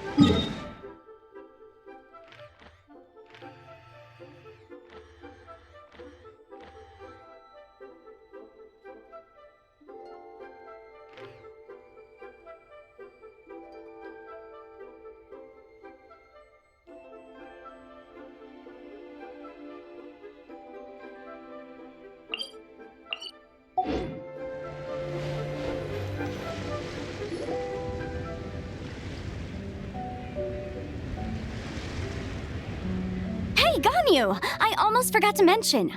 On my recent trip to Nodcry, I came across something really fascinating in the Frost Moon Scion's library.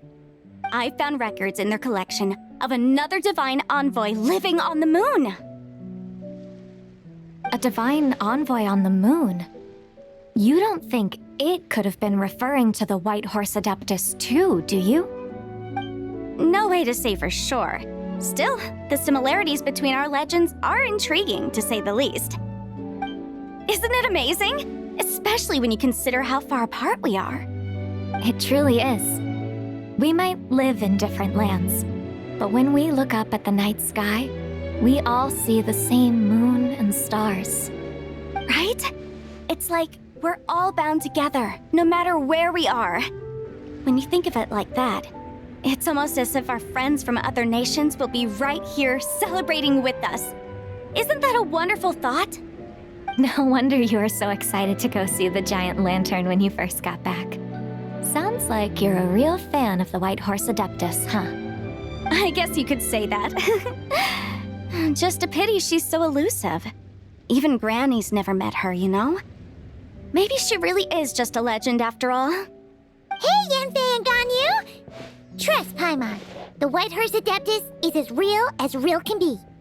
Huh? Oh, look! It's the Traveler and Paimon! Feels like I haven't seen you two in, like, forever. Happy Lantern Rite. It's so good to see you again. Hey, you two. Happy Lantern Rite. Did I hear you right just now, Paimon? Does that mean you've actually seen the White Horse Adeptus? She has indeed. And now, so have you. Huh? And you are? Why, who else? The White Horse Adeptus, of course. Could you maybe start with something else next time? You're the White Horse Adeptus? That's right. Allow Paimon to introduce you to our new friend, Zichao. She's been low-key obsessed with cosplaying the White Horse Adeptus ever since we met her. I see. Well then, greetings, Miss Zichao. My name is Yanfei, and recently I've been low-key obsessed with learning everything I can about the White Horse Adeptus. I'm sure the two of you will get along like a house on fire. Oh, and by the way, I'm Ganyu. So, Miss Zichao, you must be here to see the giant lantern too, right? A horse-shaped Zhao lantern? Is that what I think it is? That's right. A lantern made to honor the White Horse Adeptus herself. Isn't it gorgeous? Huh? What are you laughing at? Both the lantern and myself. What do you mean? Oh, this lantern truly is an artistic masterpiece. But tell me this, have any of you ever seen a horse before? Come to think of it, Paimon can't remember ever actually seeing one herself. What about you, Traveler? Oh, this horse appears to be mid-trot, but it has adopted what is called a lateral gait, where the legs on one side of the body move together in unison. A rather rare sight indeed. Just now, I suddenly pictured myself, I mean, the White Horse Adeptus running the same way. The image was so absurd, I could barely contain my mirth. Oh, really? I never knew that. You learn something every day, huh? Oh, come on! It's basically a giant piece of fan art! Who cares if it's different than the original? I was merely laughing at my own ignorance. I came here thinking that the White Horse Adeptus's tale had been long forgotten. Yet here I am, gazing upon a lantern made in her honor. Well, you couldn't have been more mistaken. There are so many tales about the White Horse Adeptus, I'm starting to lose count. Just off the top of my head... Just so you know, Yanfei, we've heard it all like a million times before. Uh-huh. But there's one thing I can guarantee that you haven't. Huh? You mean like a new chapter of her stories come to light? Mm-hmm. And I heard it from Ganyu just yesterday. Hey, why don't you share it with the others? Sure, no problem. Where to begin? Do you guys still remember what Liyue's Moon Chase Festival is about? Of course! It's a festival held in honor of the Stove God. That's right. But it took a really long time for the Stove God Festival to become what it is today. In its earliest form, it was actually an adeptal ritual known as the Moon Chase Rite. Paimon remembers Madame Ping mentioning that before, but she never explained exactly what it was. According to Cloud Retainer, the Moon Chase Rite was originally a ritual meant for communicating with the moon. Communicating with the moon? But for what purpose? At first, Cloud Retainer wasn't entirely sure either, as it was always Rex Lapis who performed the ritual. Whoa! Rex Lapis did it himself? Must have been a really important ritual. That's right. Unfortunately, despite numerous attempts, they never actually received any response from the moon, which is why they eventually stopped performing it. But then, just yesterday, Keqing took a picture of the moon being obscured by a dark hole to Cloud Retainer and asked if it had anything to do with the Moon Chase Rite. The moment Cloud Retainer saw it, it suddenly dawned on her that the rite might have been an attempt to reach the White Horse Adeptus all along. Does that mean Zhongli's been trying to bring back the White Horse Adeptus all this time? So how about that? Bet you never thought there might even be a link between the White Horse Adeptus and the Moon Chase Festival. If Kaching hadn't taken that picture to Cloud Retainer, we would never have known any of this.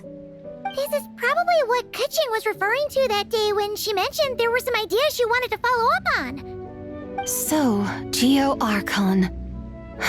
All this time, you've been striving to awaken her. Huh? What do you mean, awaken? Nothing.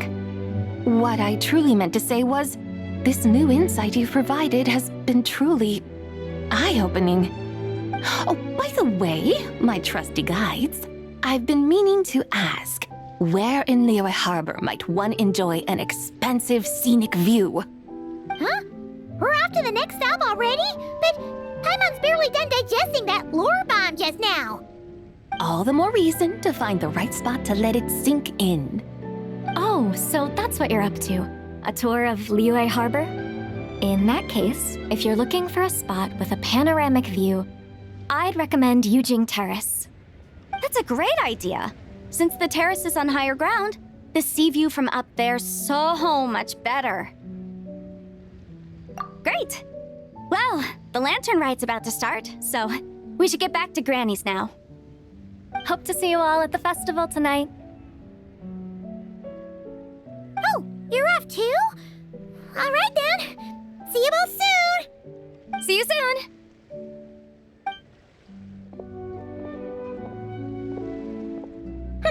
Very well, my guides. What are we waiting for? Okay, you're the boss. Yujing Terrace it is. After all, the customer's always right. Something else you needed to do? Oh, Paimon likes that idea. And what, may I ask, is a photo? It's this awesome invention that lets you record moments in the blink of an eye. Except, you've gotta try not to actually blink. Oh? What must I do in preparation then? Nothing. All you gotta do is choose a pose. The Traveler will handle everything else.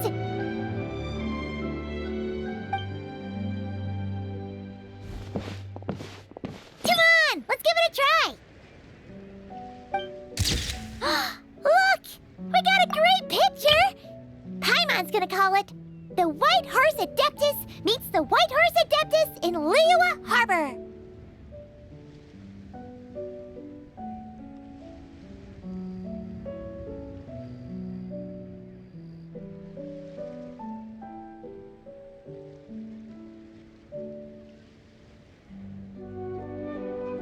Huh. They've even discovered a way to preserve moments in time. Now I truly am curious to witness what else these mortals might accomplish. Very well, let us proceed. Yujing Terrace lies in that direction, does it not? Hey, wait for us!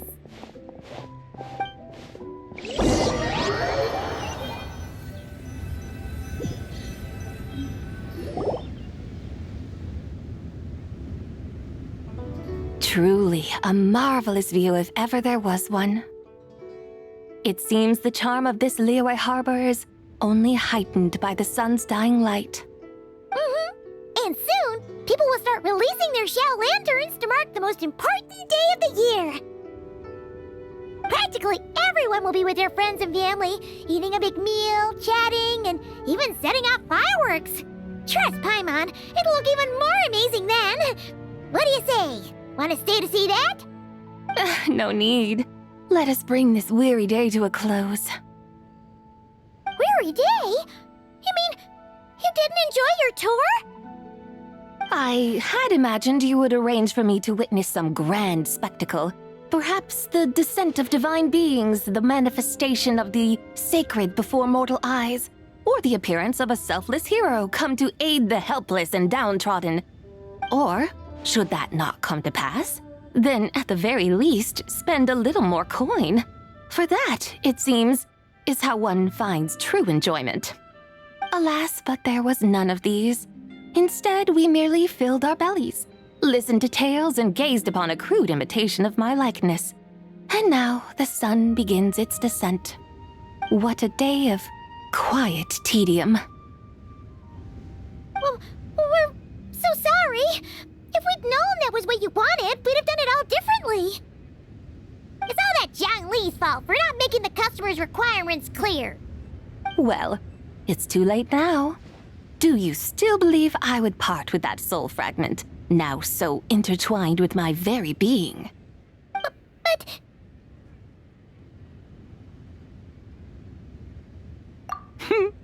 I knew you were the more astute of the pair. Huh? You were just trying to scare Paimon? It seems the realm of the Geo-Archon has a way of making one more stony-faced.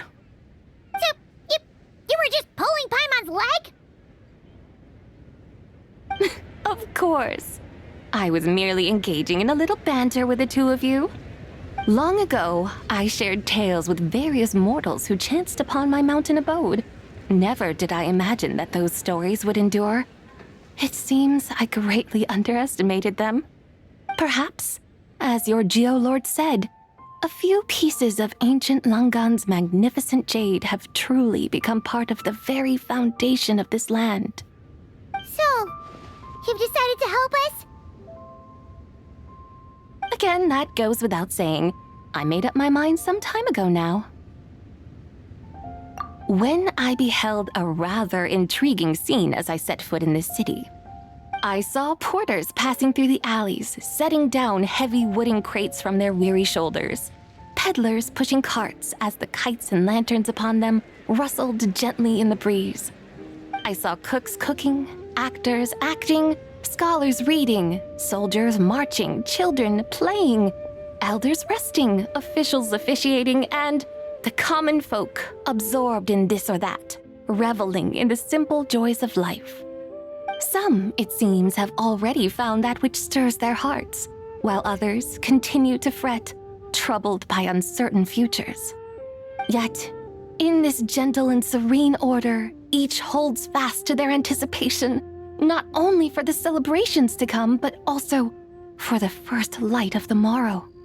Scenes I once yearned to behold now unfold before me, no longer in Langan, but in Liyue Harbor, thousands of years on. How wondrous is this mortal realm!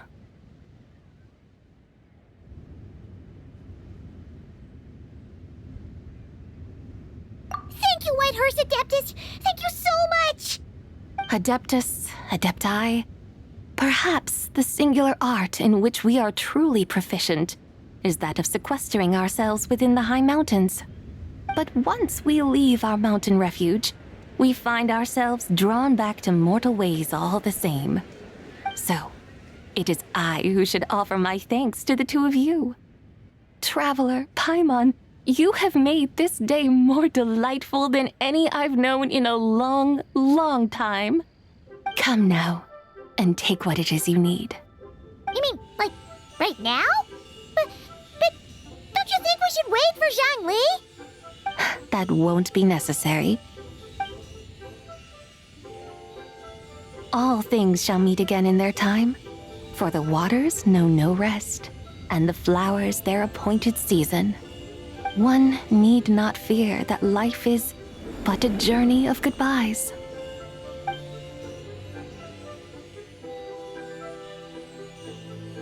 Is she gone?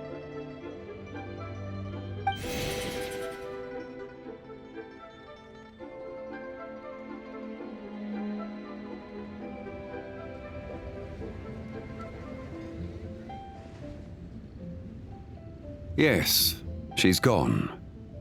A deadly self is formed from the body's impure vapors, so naturally it cannot survive long in this world. Had it not been sustained by the remnant of Zibai's soul, it would have faded away a long time past. Now that the remnant is gone, it has severed its ties to the mortal world. Zhang Li! When did you get here? A while ago. Paimon would goodbye. Though mountains endure, the ceaseless waters will, at last, wear away their sharp edges. Thus must I meet the marks wrought upon her by the ruler of time with great caution.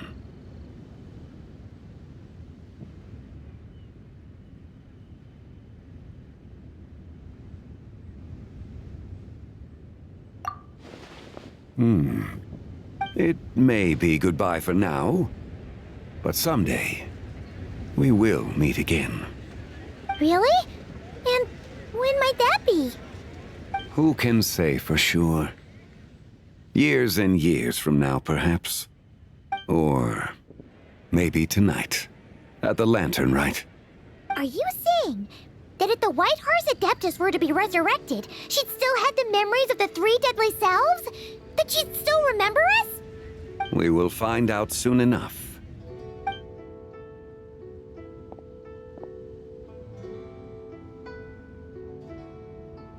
It is time. The rite is about to begin.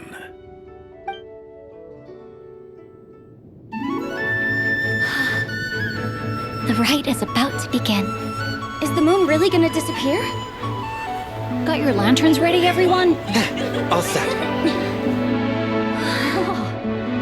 Might be about time to put eyes to the sky. Wouldn't you say, Tianchuan? Look!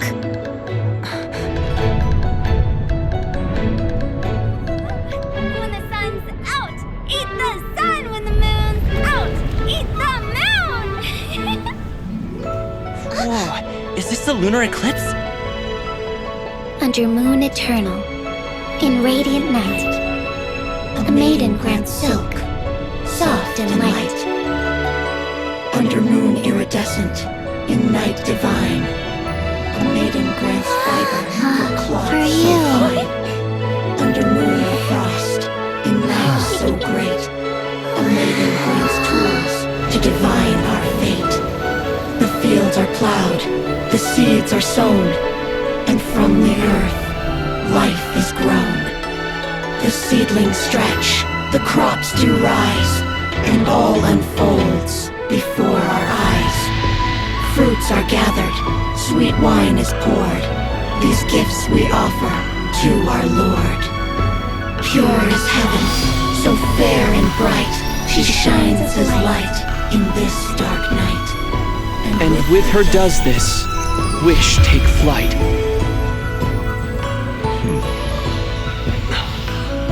Devoted soul, scattered and unbound, let this lantern guide you home, by its light be found.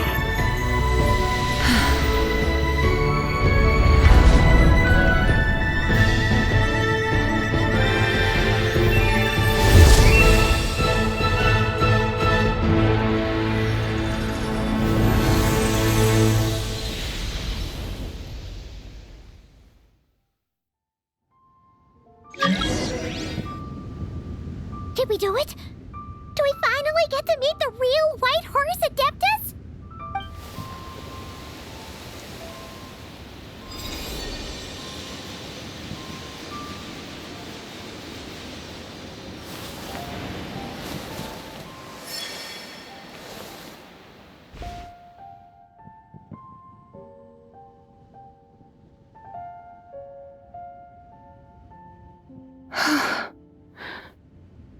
This place.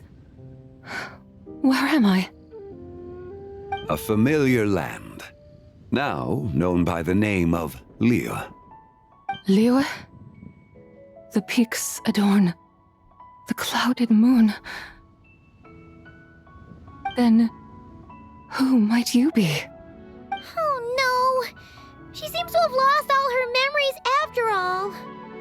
And those countless lights in the sky. What are they? These lights, each like a dwelling in glad accord, usher in this day of joyous rebirth. And whose rebirth might that be? That of my old friend, Zibai. Zibai? Yeah, that's you! Don't you remember anything at all? That's... me? Oh, yes. The envoy of the Lunar Palace. My name is Zabai, indeed. Then you must be... the Lord of Geo, Heaven's Star. Many years have passed since we last saw one another. Zabai, my friend. Welcome home. Home? But why does this place, this Liyue, feel at once so strange and yet so familiar? Who you are? Who are you? Ah, yes, I remember now. You are that young wushu dancer, the one who seeks disciples. How fares your quest for disciples? It must have yielded a truly prolific body of students by now, I trust. Hey, you've got it all wrong! You're talking about gaming! But I could have sworn... Oh, that's right. You're that impudent blonde youngster who kept meddling in my affairs. And to think you even had the audacity to presume yourselves worthy of being... What was it again? Ah, yes, of being my guides. How very wonderful to see you again, my most faithful and beloved guides. I trust all has been well in my absence? Well, she finally got it right. But that sudden mood swing felt even weirder. It's like her head's packed full of slimes. It is possible that her cells have not yet settled. After all, they've only just been brought back together. It may be some time before she fully recovers. Huh? You mean, kinda like she's still half asleep? That I cannot say for certain. Perhaps a few days. Perhaps a few years. A few years? Mortal years are but a poor measure when divine beings tread the realm of dreams. Well, if you say so. Anyway, at least she's whole again, right? That already seems like a pretty good outcome to Paimon. Yes, there is little cause for worry. We need only wait and let time take its course. Say, what are those little creatures over there up to? Celebrating Lantern Rite, of course. And those lights up in the sky? Those are all Xiao lanterns. This year, each and every one of them carries a little wish inside. Lantern Rite. Then, may I join in too? Of course! Why else do you think we've been running around like headless chickens these past few days? Tell you what, Traveler, why don't we take the White Hearse Adeptus out to celebrate? Who knows? Maybe seeing some familiar faces might help her find her feet?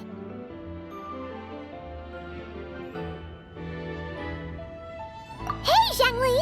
You've got some time on your hands now, right? Why don't you come along with us? By no means a bad idea, Paimon. Oh, and Zabai, before Paimon forgets, when we meet the others later, remember to wish them a happy Lantern Rite! Happy... Lantern Rite? Happy Lantern Rite! Yes, Happy Lantern Rite indeed. Well then, let's go!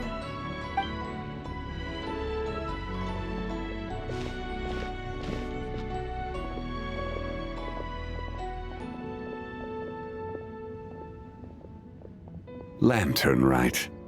A night of joy, reunion, and moonlit blessings for all.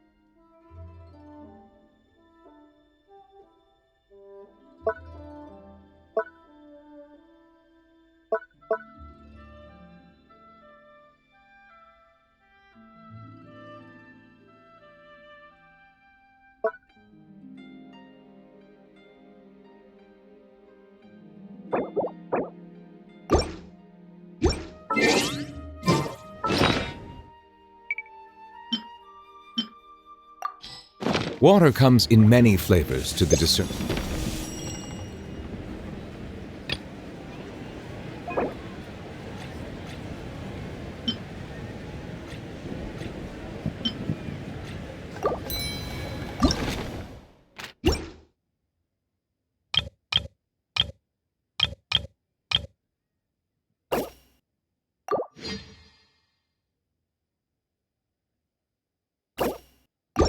Palate.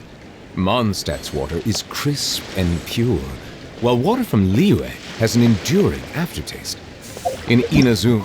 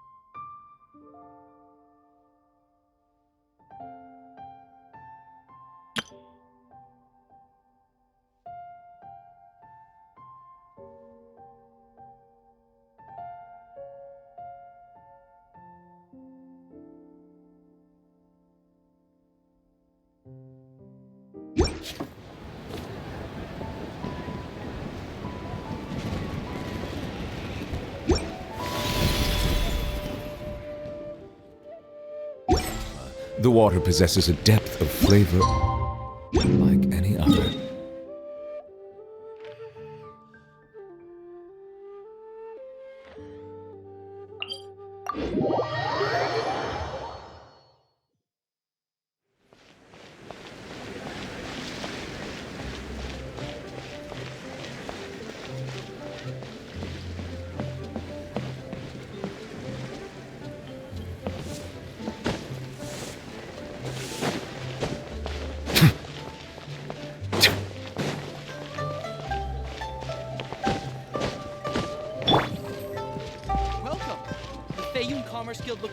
forward to working with you.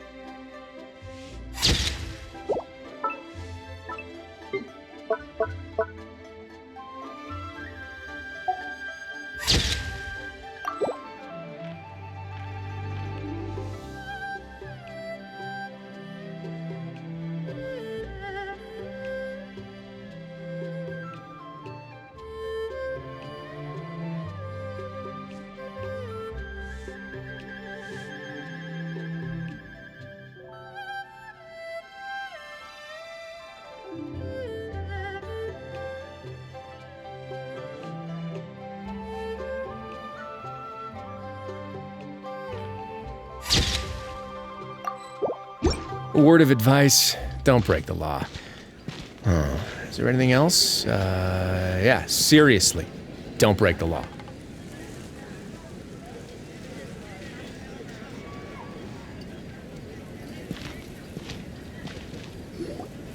Right, there you are. All your Shao Lantern parts crafted to order and every piece individually waterproofed. Each is wrapped in 5 to 6 layers of oil paper, so you could toss them in a pond to soak for a week or so and they'd still be fine. My thanks for your diligence. Rest assured, I shall compensate you for your labor and expenditures in full. Oh, come on, my good fellow. No need to be so polite. Doing business means always putting the customer's needs first and foremost. Oh, right. How'd you find the tea you bought last time? Could I interest you in some Chenyu Adept tea as well? We just got a new batch in, freshly dried, top-notch stuff, every leaf. I see. If there's a discount, then... Hold it right there, Nerlette. You can't go buying stuff just because they say there's a discount. Traveler, Paimon? Now this is a coincidence. I had just been wondering if you had come to Liyue Harbor for the festival. I wish you a happy Lantern Rite. Hey, were you buying Shao Lantern parts just now? And you even had him waterproof them. So, does that mean... Yes, I intend to give these to the Melusines. They have never seen such lanterns before, and I'm sure they'll enjoy them. I would still like to buy a few more to hang outside the Palais Mermonia. However, doing so would create a dilemma. Would it not be unfair that the Palais Mermonia is the only place with Shao lanterns? Perhaps I should return and have the gestionnaire make a bulk purchase, so Shao lanterns can be hung over the entire Court of Fontaine and Fortress of Meripede. If you let the gestionnaires handle it, we'll be lucky to hang up any lanterns they buy before next year's Lantern Rite rolls around. Also, point of caution, Your Honor. It might not be the best idea to hang them in Meripede. They won't fly high within our walls, and I doubt many of the wishes the inmates will write will have a chance of coming true. They're unlikely to wish for anything in the public interest anyway. Let's try and keep the Lantern's reputation clean. Yeah? And as for the good wishes worth making, I've already sent them soaring on the inmates' behalf. All right. Happy Lantern Rite, everyone. Don't mind if I address you as a group. It's the thought that counts anyway.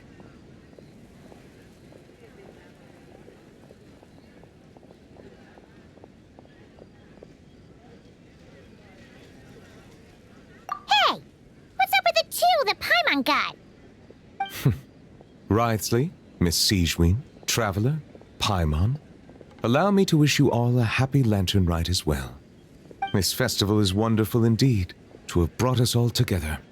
Whoa, now this really feels like a party. Shame I didn't buy any of those fortune coin packets. Otherwise, Liyue Custom would have obliged us to hand one each to the Traveler and Paimon.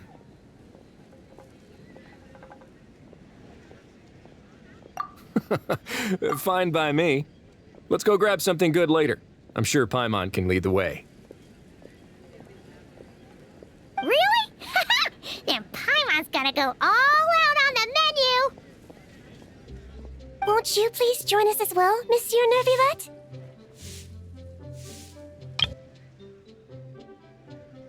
Of course. I'm more than willing. Hey, I just noticed. That's a sharp new outfit you've got there. Goes perfectly with the holiday cheer and that relaxed expression you're wearing.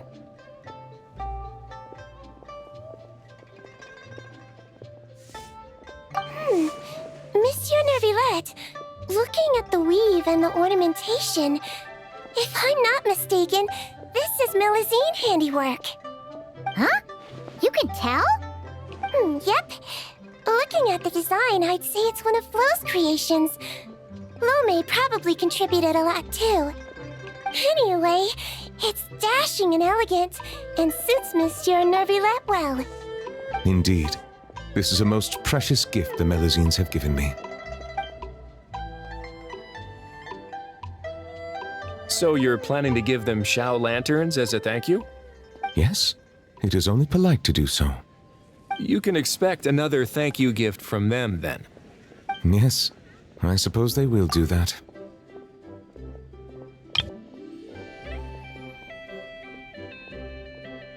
Fair enough. Gifts are gifts, after all. If your office starts drowning in them, though, you can send the overflow my way. My head nurse here is excellent at taking care of Melusine gifts. Leave it to me. I'll preserve their sentiments perfectly. But first, why don't we find another place to stretch our legs? Liyue is a beautiful place and has a flavor completely unlike anything we're used to in Fontaine. And I'm not just talking about the tea, mind you.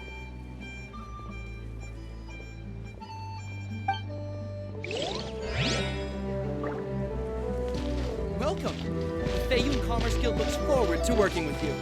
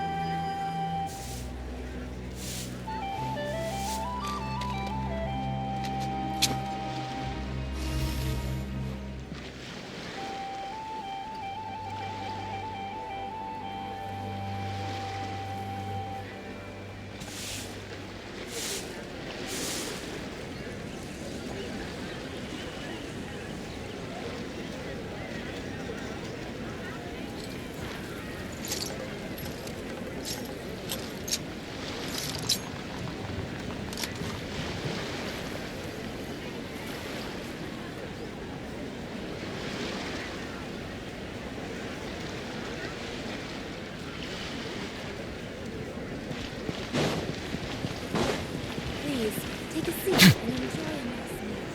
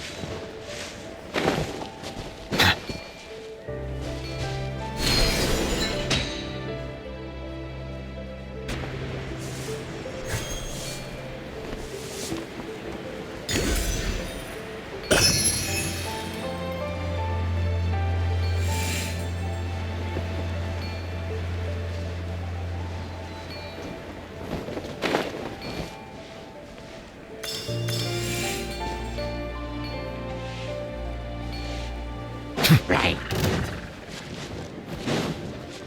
Settle down!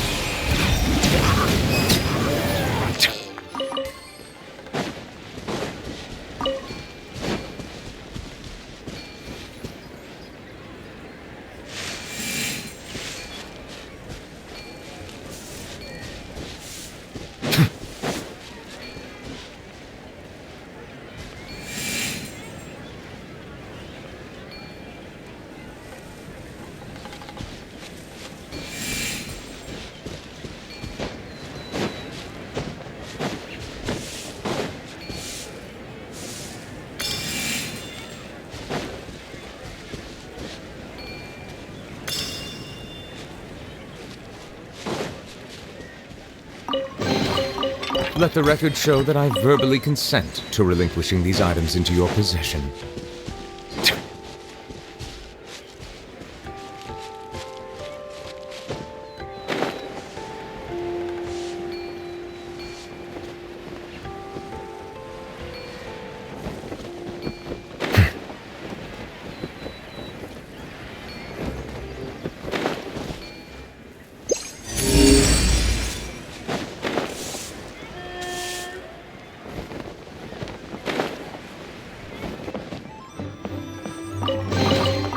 Is it what you wish to find?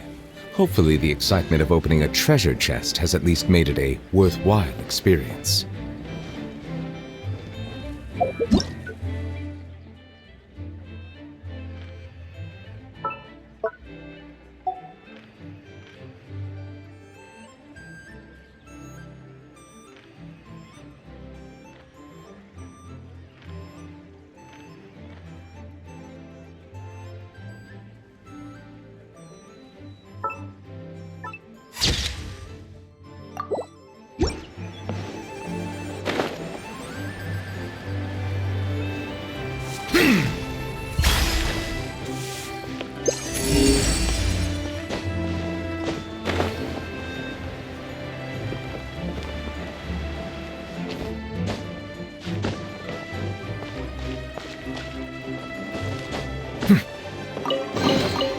Is it what you wish to find? Hopefully the excitement of opening a treasure chest has at least made it a worthwhile experience.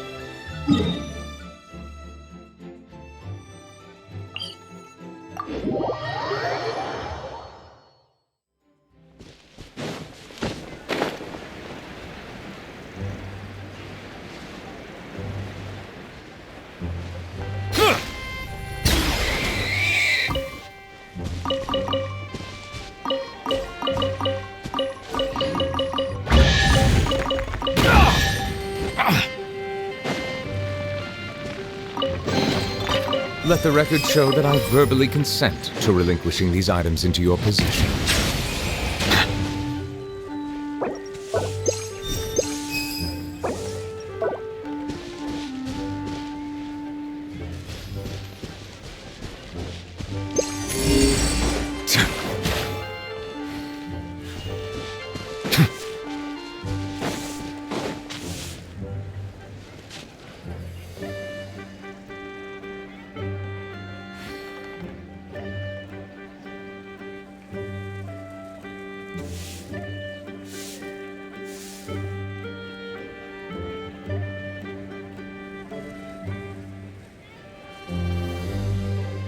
I see the value in my own work, but I also see the meaning in all the endeavors of the people of Fontaine. I believe I will continue to take pride in fulfilling my duties.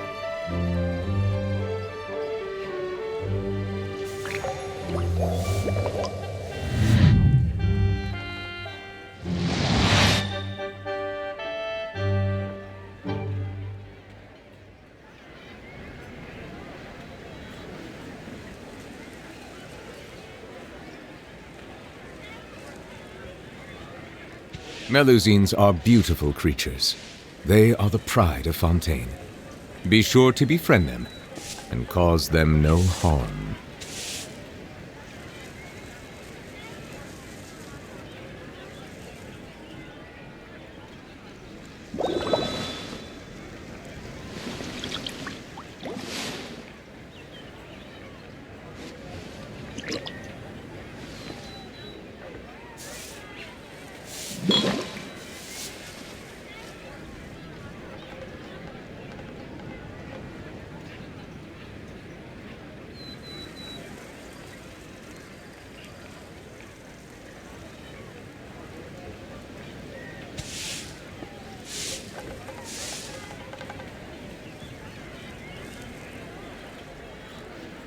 I see the value